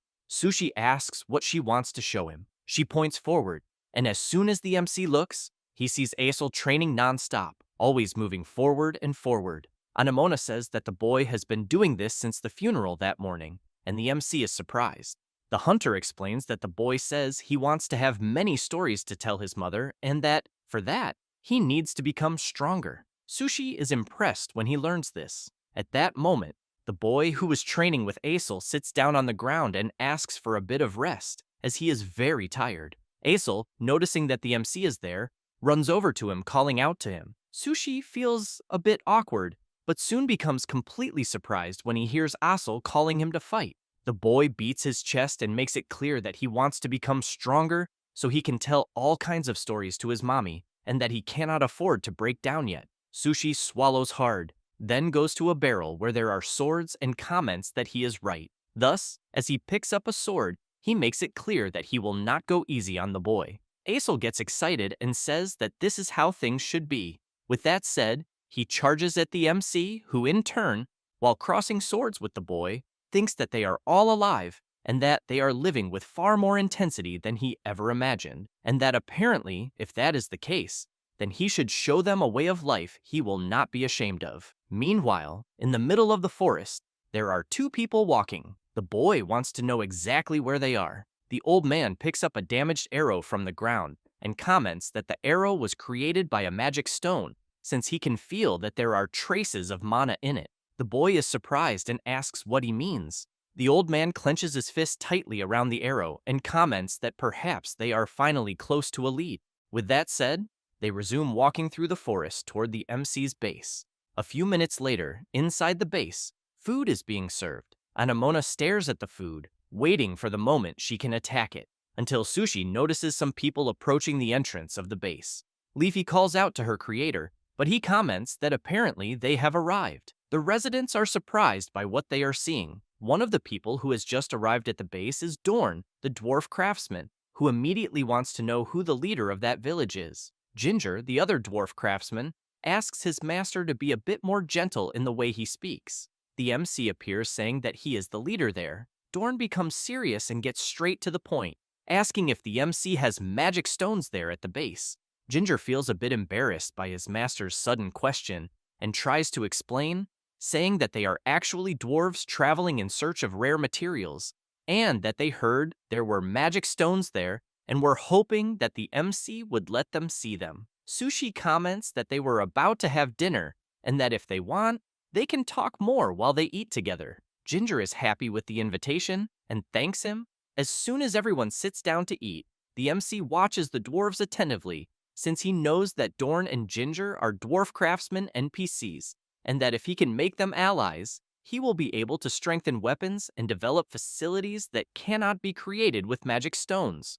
Therefore, he comments that Dorn had mentioned that he wanted to see and touch the magic stones, and he replies that that is exactly right. Ginger looks from side to side, waiting for some response from both sides, until he decides to explain that they are traveling in search of a material called the Philosopher's Stone. Sushi is surprised to hear about this. Ginger explains that the Philosopher's Stone is a legendary existence, but that it is believed to truly exist, because weapons said to have been created using it as a material still exist at that time. However, he emphasizes that no one, not even the long-lived dwarves, has ever seen the true Philosopher's Stone, and that, as craftsmen, it is the ultimate rare material that they absolutely must touch at least once.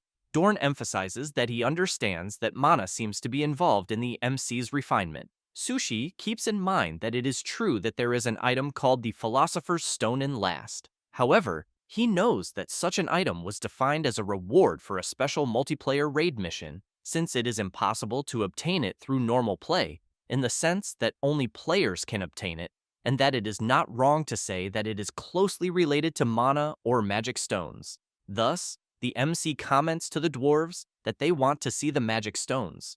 Ginger replies that not magic stones, since the source ore is also extremely rare, and that she understands they are precious to everyone in the village, but that she intends to use them only as a reference. So she wants to know if the MC would be willing to show them to them. Sushi comments that he would love to show them, which makes Ginger very excited to know that she will finally see a magic stone. However, the MC emphasizes that in return, he wants them to forge some weapons, since the place is attacked by monsters almost every night, and that, to protect the lives of his companions, they will need high-quality weapons. Dorn replies that it is fine, and Ginger thanks the MC and emphasizes that it will be a task for them, the dwarf craftsmen. Sushi comments that he will show the magic stones as soon as they finish the meal, but he wonders how he can make them join the village. After finishing dinner, they go to the cabin where the magic stone is.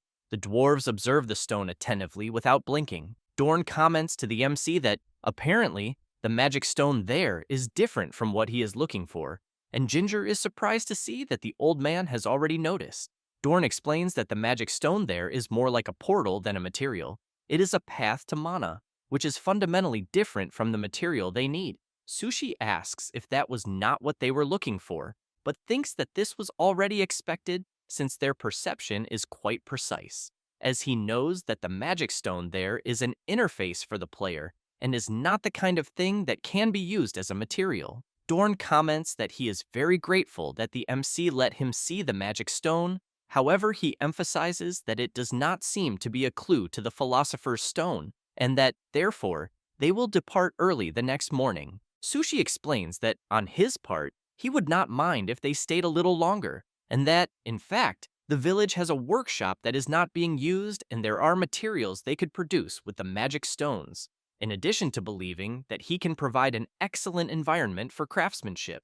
The old man replies no, apologizes, but makes it clear that he needs to continue his journey. The MC takes a deep breath, comments that he understands, but asks them please to at least forge the weapons, since the monsters will certainly attack that night as well. With that said, as they all leave the cabin, the MC informs them that he will show the workshop and that they should feel free to use the equipment as they wish. Leafy asks her creator if everything is all right, since she fears that at this pace the dwarves will not become allies. Sushi comments that he knows that, but that he also noticed that Master Dorn has a strong desire to find the Philosopher's Stone, and that anything else probably will not move his heart. However, he knows that at least the old man's disciple is a young craftswoman, and, by the way people react to her work and by the influence she has, he thinks she must have the desire to experience these things directly, since he understands that feeling very well, because it was the same way when he started making games.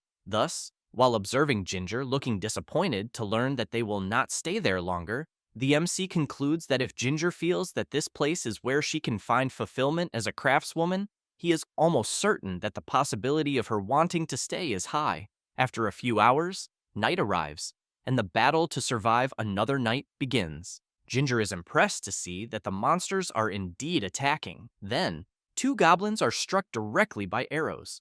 The archer who fired them comments that the piercing power is completely different when the arrowheads are reinforced. Ginger comments that if they had a bit more time, she could have increased the accuracy as well. The archer replies that he does not think so, because the way it is now is more than sufficient, thanks her, and continues firing arrows at the goblins below the watchtower. Meanwhile, Wald and Asil are on the front line fighting the creatures. Ginger watches Wald and thinks that a two-handed sword would probably be better for him, since he is big, and that if she adjusted the boy's center of gravity, she thinks it would be much easier for him to swing the sword freely. Dorn merely watches his disciple analyze the things around her very carefully. Meanwhile, the MC is also fighting his battle, until Leafy appears wanting to know if Ginger will be their ally. Sushi replies that he thinks it may be difficult with words alone, and while the little fairy is confused by what he just said, the MC eliminates the creature in front of him. Sushi looks up and seeing how interested Ginger is in helping comments that the craftswoman does not seem to dislike the idea of wanting to be their ally. After that, and already on the next day, after the dwarves made some weapons in the workshop, Ginger tells the old man that she will go get the luggage. As soon as Dorn's disciple leaves the workshop, a guy calls her and says that she really helped everyone at the base the night before. Another resident appears saying that, thanks to her, he thinks defeating the enemies was very easy. Ginger feels embarrassed, but says she is happy to have been able to help in some way. After the residents leave, Ginger feels very happy for having been recognized, until Asil and Wald appear. The big guy comments that his sword, which she improved, has a really nice cut. The boy also thanks her for adjusting his sword, since it became much easier to handle. Wald pats Ginger on the back and, laughing, says that she should stay in the village for a while and, if possible, make a custom weapon for him. But Ginger hears Asil saying that the two dwarves are already leaving. Wald says goodbye and comments that maybe they will meet again someday. The boy wishes Ginger a good trip and emphasizes that he hopes to see her again. Ginger says goodbye to them and soon notices the MC watching her. He wants to know if she is already leaving. Ginger answers that yes, and says that her master is a man entirely devoted to the Philosopher's Stone. Sushi wants to know if she thinks the same way. Ginger becomes intrigued and asks the MC to be clearer. He comments that it seems her interest is not only the Philosopher's Stone, or at least that was what he thought. She feels shy and cannot answer. Sushi says that life there is difficult. Monsters attack every night, and even though they have magic stones, resources are not exactly abundant. Besides that, they are already short-handed, and that is exactly why the combat power of a single person makes a huge difference. So he emphasizes that the village needs her, since her abilities are directly linked to the life of every person there. Therefore, the MC extends his hand and asks her to stay in the village and join them. She still does not know what to answer, until Dorn appears thanking the MC for everything. Then he says that the preparations are complete, and they will already be departing. Ginger feels shy for a brief moment, but calls her master and says that she intends to stay in the village. He looks back and asks if she is serious. Ginger answers that yes. Dorn drops the shield on the ground and asks her to forge a weapon. Ginger becomes confused by this request and tells her master that she did not understand. He points the axe at her and makes it clear that he cannot let a novice roam freely in nature. She is surprised, but agrees with her master's idea. After that, they go to the forge. Sushi wants to know if Ginger needs anything, since he can generate some materials with magic stones. She answers that no, and thanks him. And, while she works hard to forge the weapon her master asked for, she makes it clear that she would not be satisfied if she did not do it with her own power. The MC smiles and says that he understands. Therefore, he turns around and leaves her working. A few hours later, Ginger finishes her work and takes the weapon to her master to analyze. Dorn takes the sword from her hand and keeps observing it, but soon returns the weapon and emphasizes that this is not the way he aims for. Then he explains that second-class blacksmiths work looking at the goal and that first-class blacksmiths work looking at the person. Having said that, he looks at Sushi and emphasizes that, if that is the case, this should show where her gaze is fixed. Then he points out that he has his fire and she has hers, and that is why she must remember well not to let her flame go out and to follow her own inner flame within her. Ginger is impressed by her master's words, but the MC asks Dorn if that means she passed. He simply turns around and leaves, asking Sushi to just take care of Ginger. She keeps looking at the sword she forged and thinking about her master's words. Sushi feels happy to know that he gained another new ally and, on top of that, a dwarf artisan. Meanwhile, the old man continues on his path in search of the Philosopher's Stone. Ginger makes a gesture of gratitude to her master, and Sushi comments that, now that they secured an artisan as an ally, they need to strengthen the production base. Leafy gets excited and emphasizes that they will greatly increase the base's level now.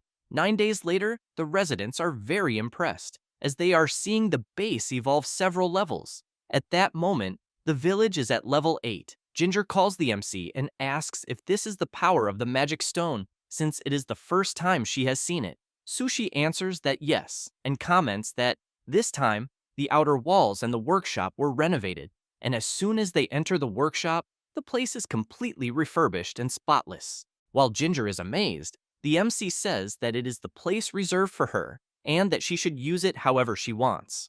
The artisan goes from one side to the other, observing and testing the place, and thanks the MC very much, saying that there are so many things she wants to try immediately. Sushi is happy to see that she is excited, and as he steps outside the workshop, he hears Leafy calling him. The MC comments that having Ginger on his side was a great victory, and that, considering the battles he has already witnessed, the equipment they had there was a bit unreliable. Then he explains that the amount of resources the magic stone can store also increased thanks to the base leveling up, but that he would like to stockpile mana in the next battles. Having said that, he emphasizes that now that the base's level has risen, as soon as the mana reaches a specific amount, a certain person will appear. The little fairy is surprised to learn that the MC is already thinking about yet another new ally.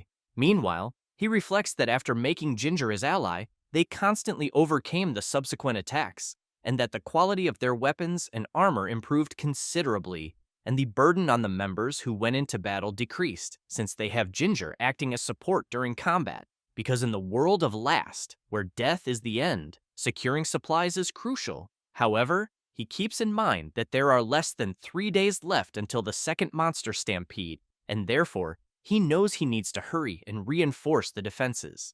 A few days later, the residents are gathered in the center of the base. Wald wants to know what the hell that pile of dirt he is seeing is. Ginger says it is a golem, and explains that it is a humanoid moved by magic that moves on its own. Sushi reflects that golems are support items that can participate in battle alongside NPCs, and that they can perform the same role as the character defined as their master. So, if the master is a swordsman, the golem can use a sword. If the master is an archer, it can use a bow, since their attributes are a degraded version of the master's. But even so, they are useful to complete the number of units. Then Ginger laughs and explains that she can only move the golems because they are at the source of the magic stone, and besides that, she always wanted to try making one. Anamona becomes intrigued as she watches the golem using a sword and shield, and immediately wants to know if that thing can really fight. Ginger answers that yes, and explains that if the hunter defines a master, the golem can fight in the same style as its master, although its attributes are lower. A resident, noticing a golem wearing an apron and holding a broom, wants to know if those things can help with household chores. The artisan makes it clear that she can assign tasks such as cleaning or laundry to the golems, and anything that involves physical movement. The residents are impressed by this creation and begin to speculate around it. Then one of the golems moves, and Ginger becomes intrigued since she knows that for the golems to react the way they are, there must be another mother source nearby, until someone shouts warning that someone is approaching the base. Everyone quickly goes to the entrance of the base and watches the person walking out of the middle of the forest, and it does not take long for that person to reach the entrance. The blonde arrives confidently and shouts that she challenges the leader of the village to a duel. She is the daughter of the queen of the White Forest, Ulissia Weiswald. Everyone at the base cannot believe the girl's audacity. Then the MC comments to Leafy that, apparently, the conditions for the spawn have been met. Therefore, he calls out to Ulissia and says that for now, he is the leader of the base. She observes the MC carefully and asks if he really is the leader. Then she makes it clear that if he loses the duel, she will become the leader of the place. Having said that, she tells the MC not to worry, because she will ensure the village's development. Sushi says he understands, but wants to know what will happen if she loses. Ulissia laughs and replies that it is practically impossible, but in the worst-case scenario, if she loses, she will do anything he wants. Sushi becomes serious and asks if she is sure about that, because he thinks she might go back on her word afterward. The blonde points her finger at the MC and makes it clear that, as the daughter of Lorea, queen of the White Forest, she, Ulissia Weiswald, will never go back on her word. Sushi and Leafy laugh at the blonde's declaration, but then the MC gets ready and accepts the duel. They both stare at each other, and the system informs that the MC's mission now is to win the duel against a mage. Some people from the village go to the watchtower to watch from a good spot, and others stay at a distance so they are not caught in the crossfire. Sylvan wants to know who the person who just arrived is. Ginger says that Ulissia is from the Ida tribe of the White Forest, an isolated place like an elven territory, and that the elves from there rarely leave. Wald laughs and says that the elf mentions something about becoming the village chief, but wants to know if it is not easier to make the strongest the leader. Then, while some residents distribute food to the people, Ulissia draws her magic wand and makes it clear to the MC that whenever he wants to start the duel, he can begin. Sushi takes a coin and says they will start the moment the coin hits the ground. Having said that, he throws the coin into the air, and as soon as it falls to the ground, the blonde prepares to make her first move and activates her Wind Slash ability. Sushi dodges the attack at the last instant. Wald is impressed and immediately wants to know what the blonde used. Ginger explains that it was an attack spell and that apparently the elf is skilled. Asil comments that he could not even see the attack. Ulissia tells the MC that he has good instincts. Having said that, while launching several Wind Slash attacks, she asks how long he thinks he can endure. Sushi moves from side to side to avoid being hit by the attacks, and reflects that he knows the elf is a character who eliminates a person on the first encounter, since she has a visual confirmation of overwhelming wind magic, and that, without knowing the strategy, the person is completely defenseless. besides that she appears early, and most beginners lose to her and cannot recruit her. However, he knows that this time he is her opponent, so he charges forward. Ulissia is surprised to see that he is advancing instead of retreating and tries to hit him. Sushi blocks and reflects that beginner wind magic has predictable trajectories based on the movement of the wand. She is quite surprised to see that he managed to block her attack easily. As he advances once more, Sushi keeps in mind that her power has clear limits, and that it may even work on monsters without armor. But the iron shield forged by Ginger will not be cut. Ulissia activates her power once again and jumps into the air. In this way, she manages to dodge the MC's sword slash. She keeps dodging the attacks while flying. The village residents are surprised to see that she can fly and immediately comment that they also wanted to fly. The blonde prepares her wind dance ability, which begins to take the shape of a whirlwind. Sushi thinks that this is a higher level wind spell, and that if a test character is hit by it, it will be fatal. Ulissia comments that if the MC continues advancing head-on, he will become an easy target, but he activates an item beforehand. The blonde does not care and shouts for him to know his place. Having said that, she unleashes her overwhelming ability. However, nothing happens, and she ends up quite astonished at what she is seeing, since the MC is spinning something in his hand. She tries to do something before he does anything, but it is too late. Sushi throws what he was spinning in her direction. Ulissia is caught by the foot by a weighted rope and is immediately pulled hard to the ground. She becomes confused about what just happened and looks directly at her feet, realizing that she is tied to some weights.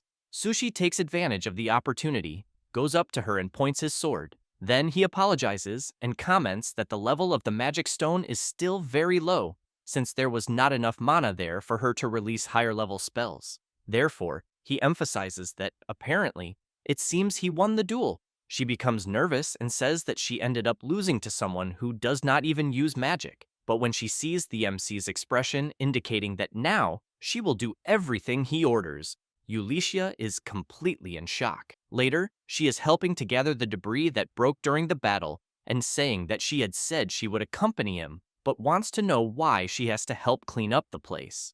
Sushi makes it clear that she was the one who broke things, and that, therefore, she is the one who must clean. And while she keeps stacking things with her wand, Sushi watches the people working hard together with the golems.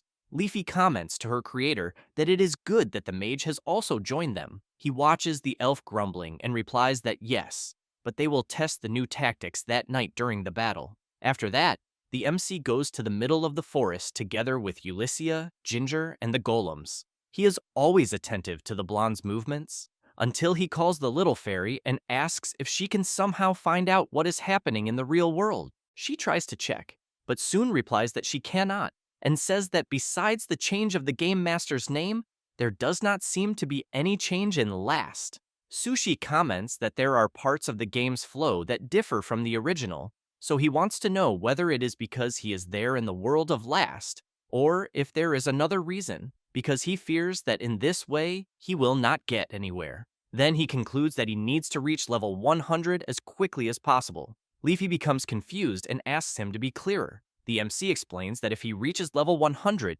he will be able to enter the tower. Leafy tinkers with the system and comments that apparently this tower was added in the last update. Sushi comments that even with developer mode, there is a limit to what he can do in normal gameplay mode, and that, to go beyond that, he will need the power of the tower. Then, he hears the elf calling him. She wants to know how long they will continue walking deeper into the forest.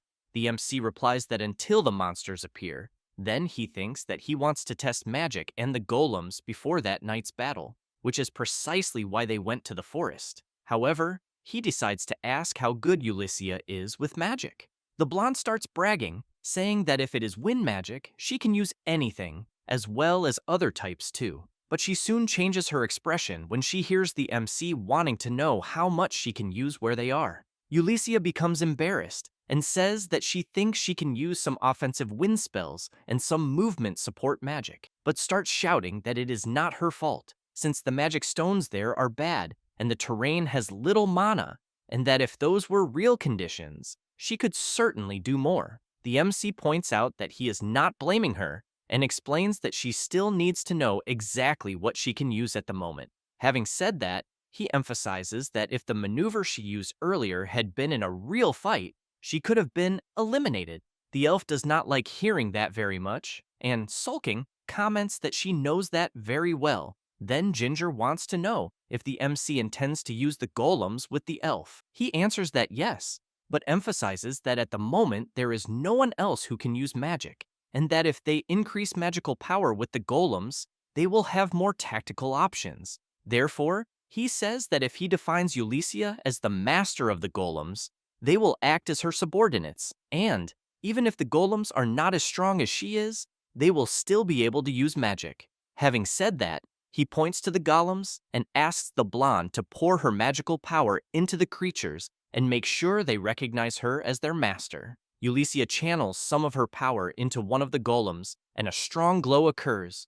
Ginger is impressed by what she is seeing and comments that the blonde can now send commands to the golems just by imagining them. Ulissia grabs her wand, concentrates, activates her levitation power, and then the golems begin to levitate as well, just like their master is doing. Sushi asks the elf to make the golems attack the guys ahead, but tells her to pay attention. Ulissia turns to see which guys the MC is talking about, and ends up seeing several hunter rabbits who at the moment all look super cute. She laughs and says that is fine, since the creatures ahead do not belong to her beloved forest. The hunter rabbits, as soon as they notice the blonde's hostility, immediately transform and charge forward. Ulissia activates her wind slash magic, and as soon as she casts it on the creatures, the golems replicate the same movement. The hunter rabbits are hit by several attacks.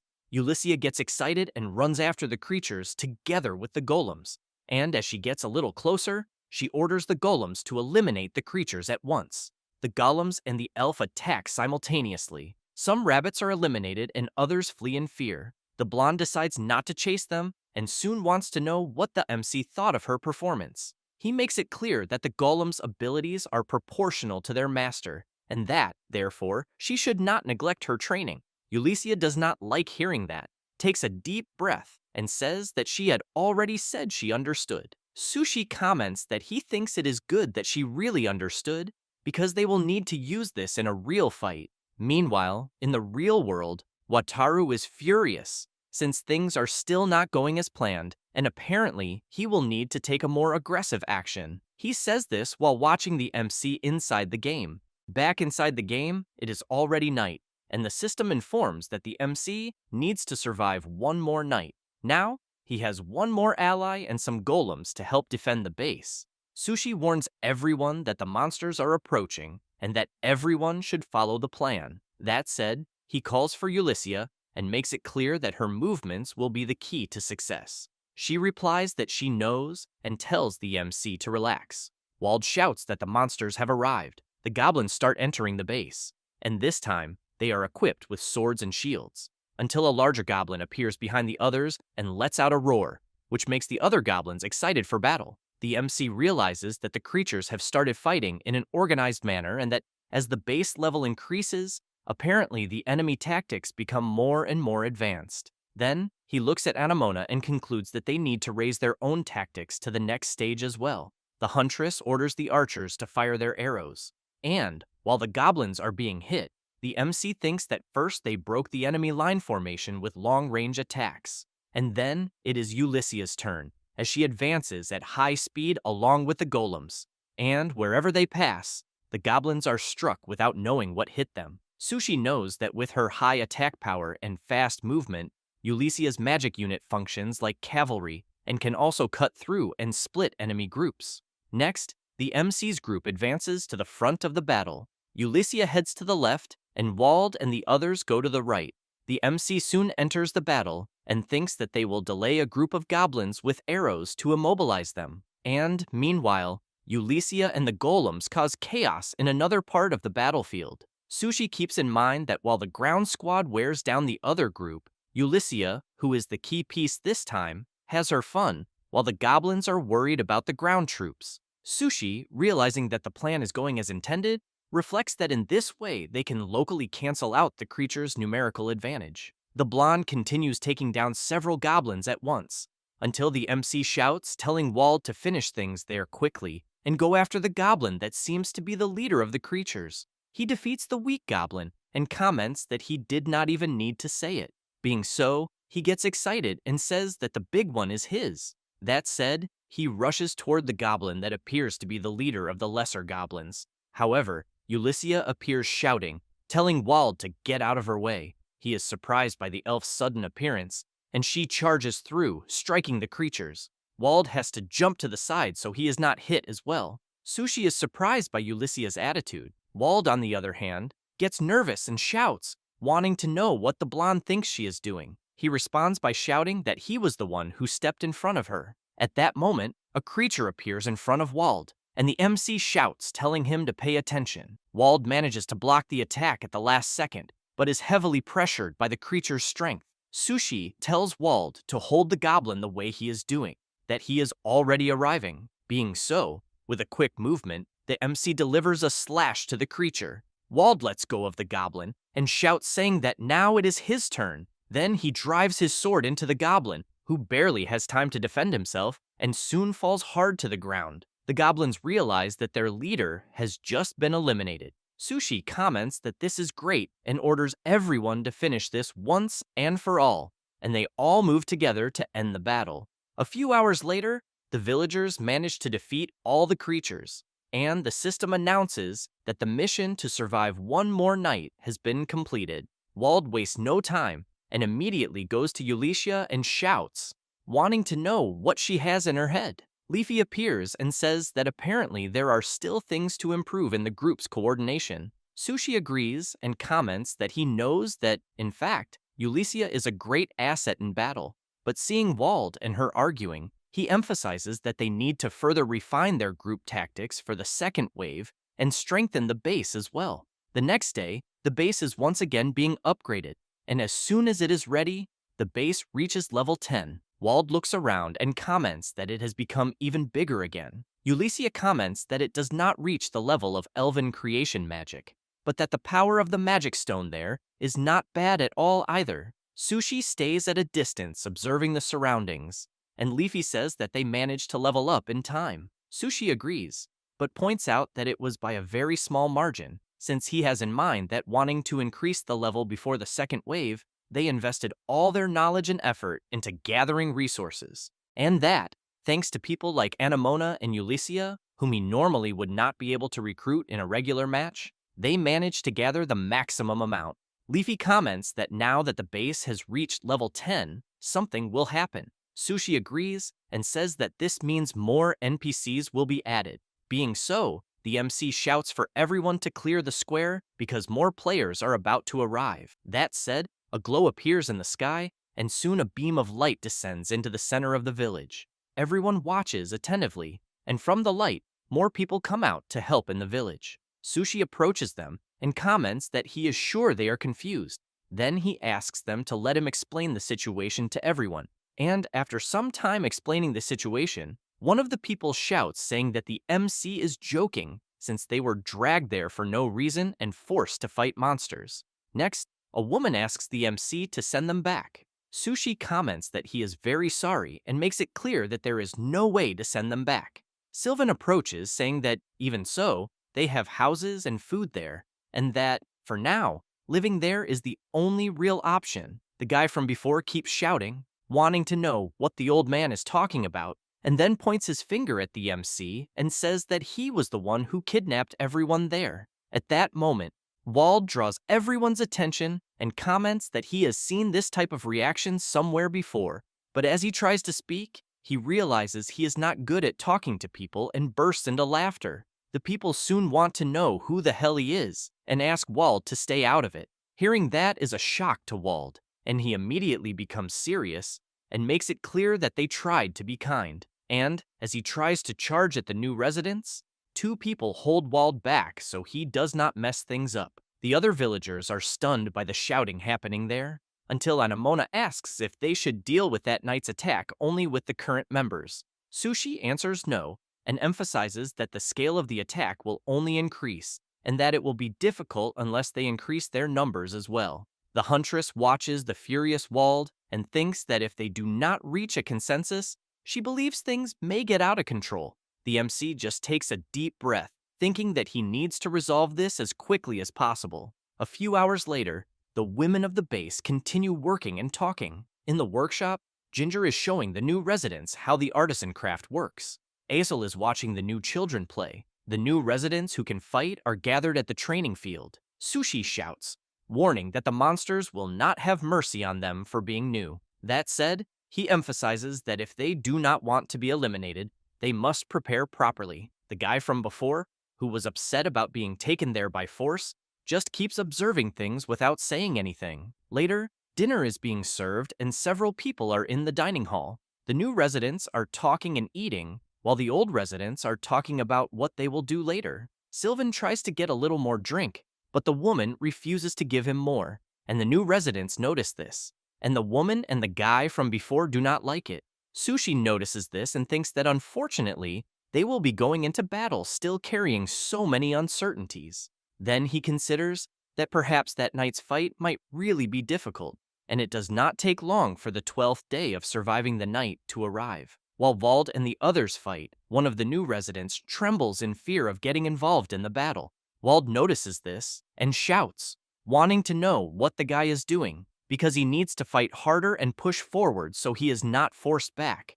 Being so, he gathers his courage and starts fighting. His partner eliminates a goblin, and the MC comments that he is doing well, but asks him to stay calm and observe his surroundings. Next, Sushi watches Asil helping his rookie partner and thinks that he added one new NPC to each squad and assigned the rest to base defense, since he knows that flooding the front lines with unreliable members would only bring the risk of a total collapse.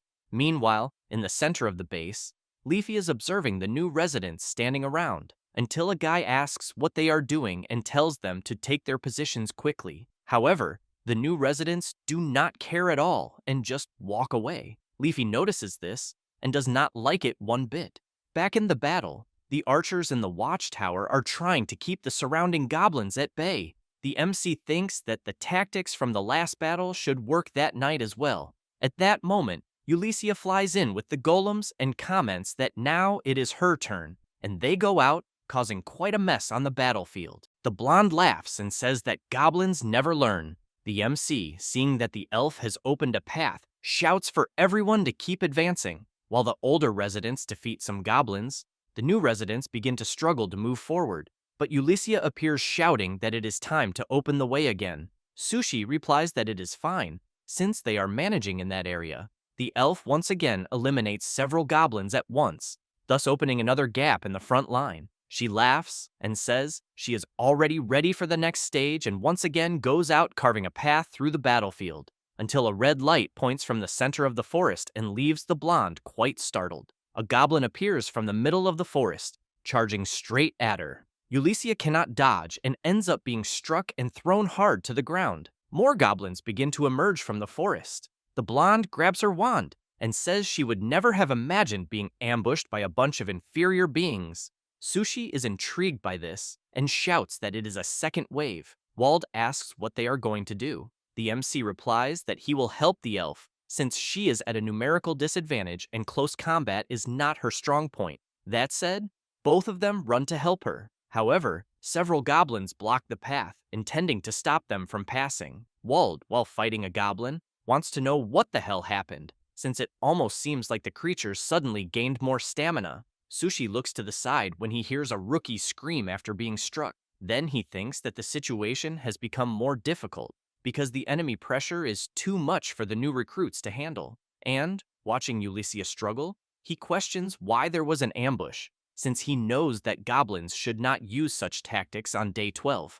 At that moment, the recruit who was attacked begins to tremble in fear and soon runs away, fleeing the battlefield and shouting that he does not want to be eliminated. Next, 2 more recruits run away as well, afraid of being eliminated. Sushi fears that at this rate, the front line will collapse and the goblins will invade the base. From atop the wall, one of the new residents is watching what is happening around and sees the other 2 recruits fleeing the battle in desperation. Being so, he looks at the other residents who arrived with him and nods, saying that the time has come. Meanwhile, Ulissia does not give up fighting and casts her Windblade skill, until, if it were not for a golem defending her, she would have been struck from the side without even noticing. Then, she becomes nervous, since she is being overwhelmed. Leafy runs to her creator and says that a huge problem has happened since some of the new NPCs who arrived have fled the base.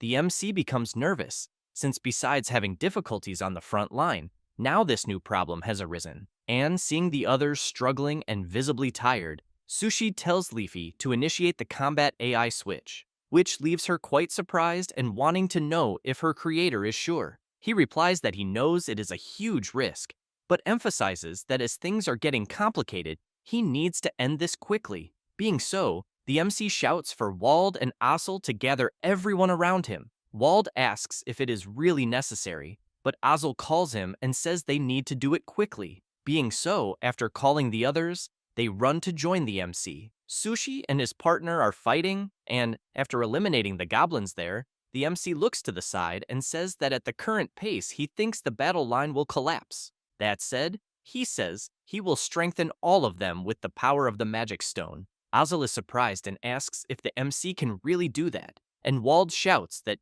if he could do that, he should have done it from the beginning. Sushi says there is a price, since it places a heavy burden on the body, and that because of that, he cannot use it for long, but that if they do not hold their ground there, they will have no hope of winning. Wald makes it clear that if they do not win, they will be doomed anyway, so he tells the MC to just do it.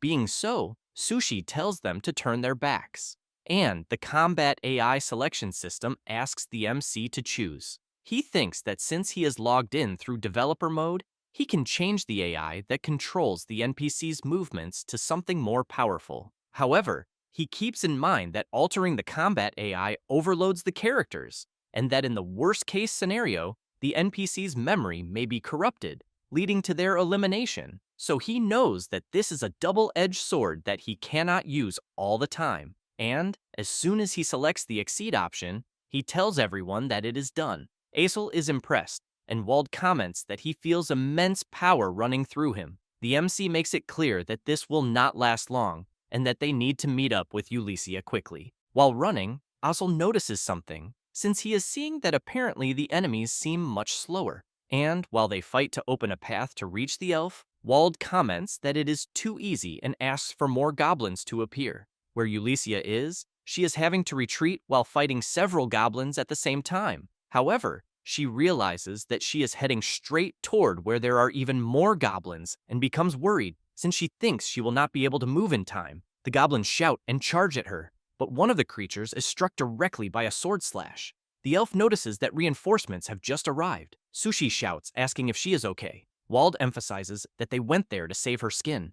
Ulissia crosses her arms and says she did not need help, since she was already going to handle the situation alone, until suddenly, a guy drops to his knees on the ground, and Wald immediately turns around asking what is happening. The guy starts coughing up some blood, and Asil also becomes worried, asking if he is okay. Sushi says that it is the price of the strengthening magic and that they will not last much longer either. Then he makes it clear that since they do not have time, they need to defeat the goblin leader as quickly as possible. That said, the MC tells the elf to leave the golems on defense and for the others to prepare for the attack. Ulissia activates her wind dance magic, and while she opens a path, the others follow behind, advancing. The elf's attack strikes several goblins at once, and the ground troops advance on the goblins that are scattered.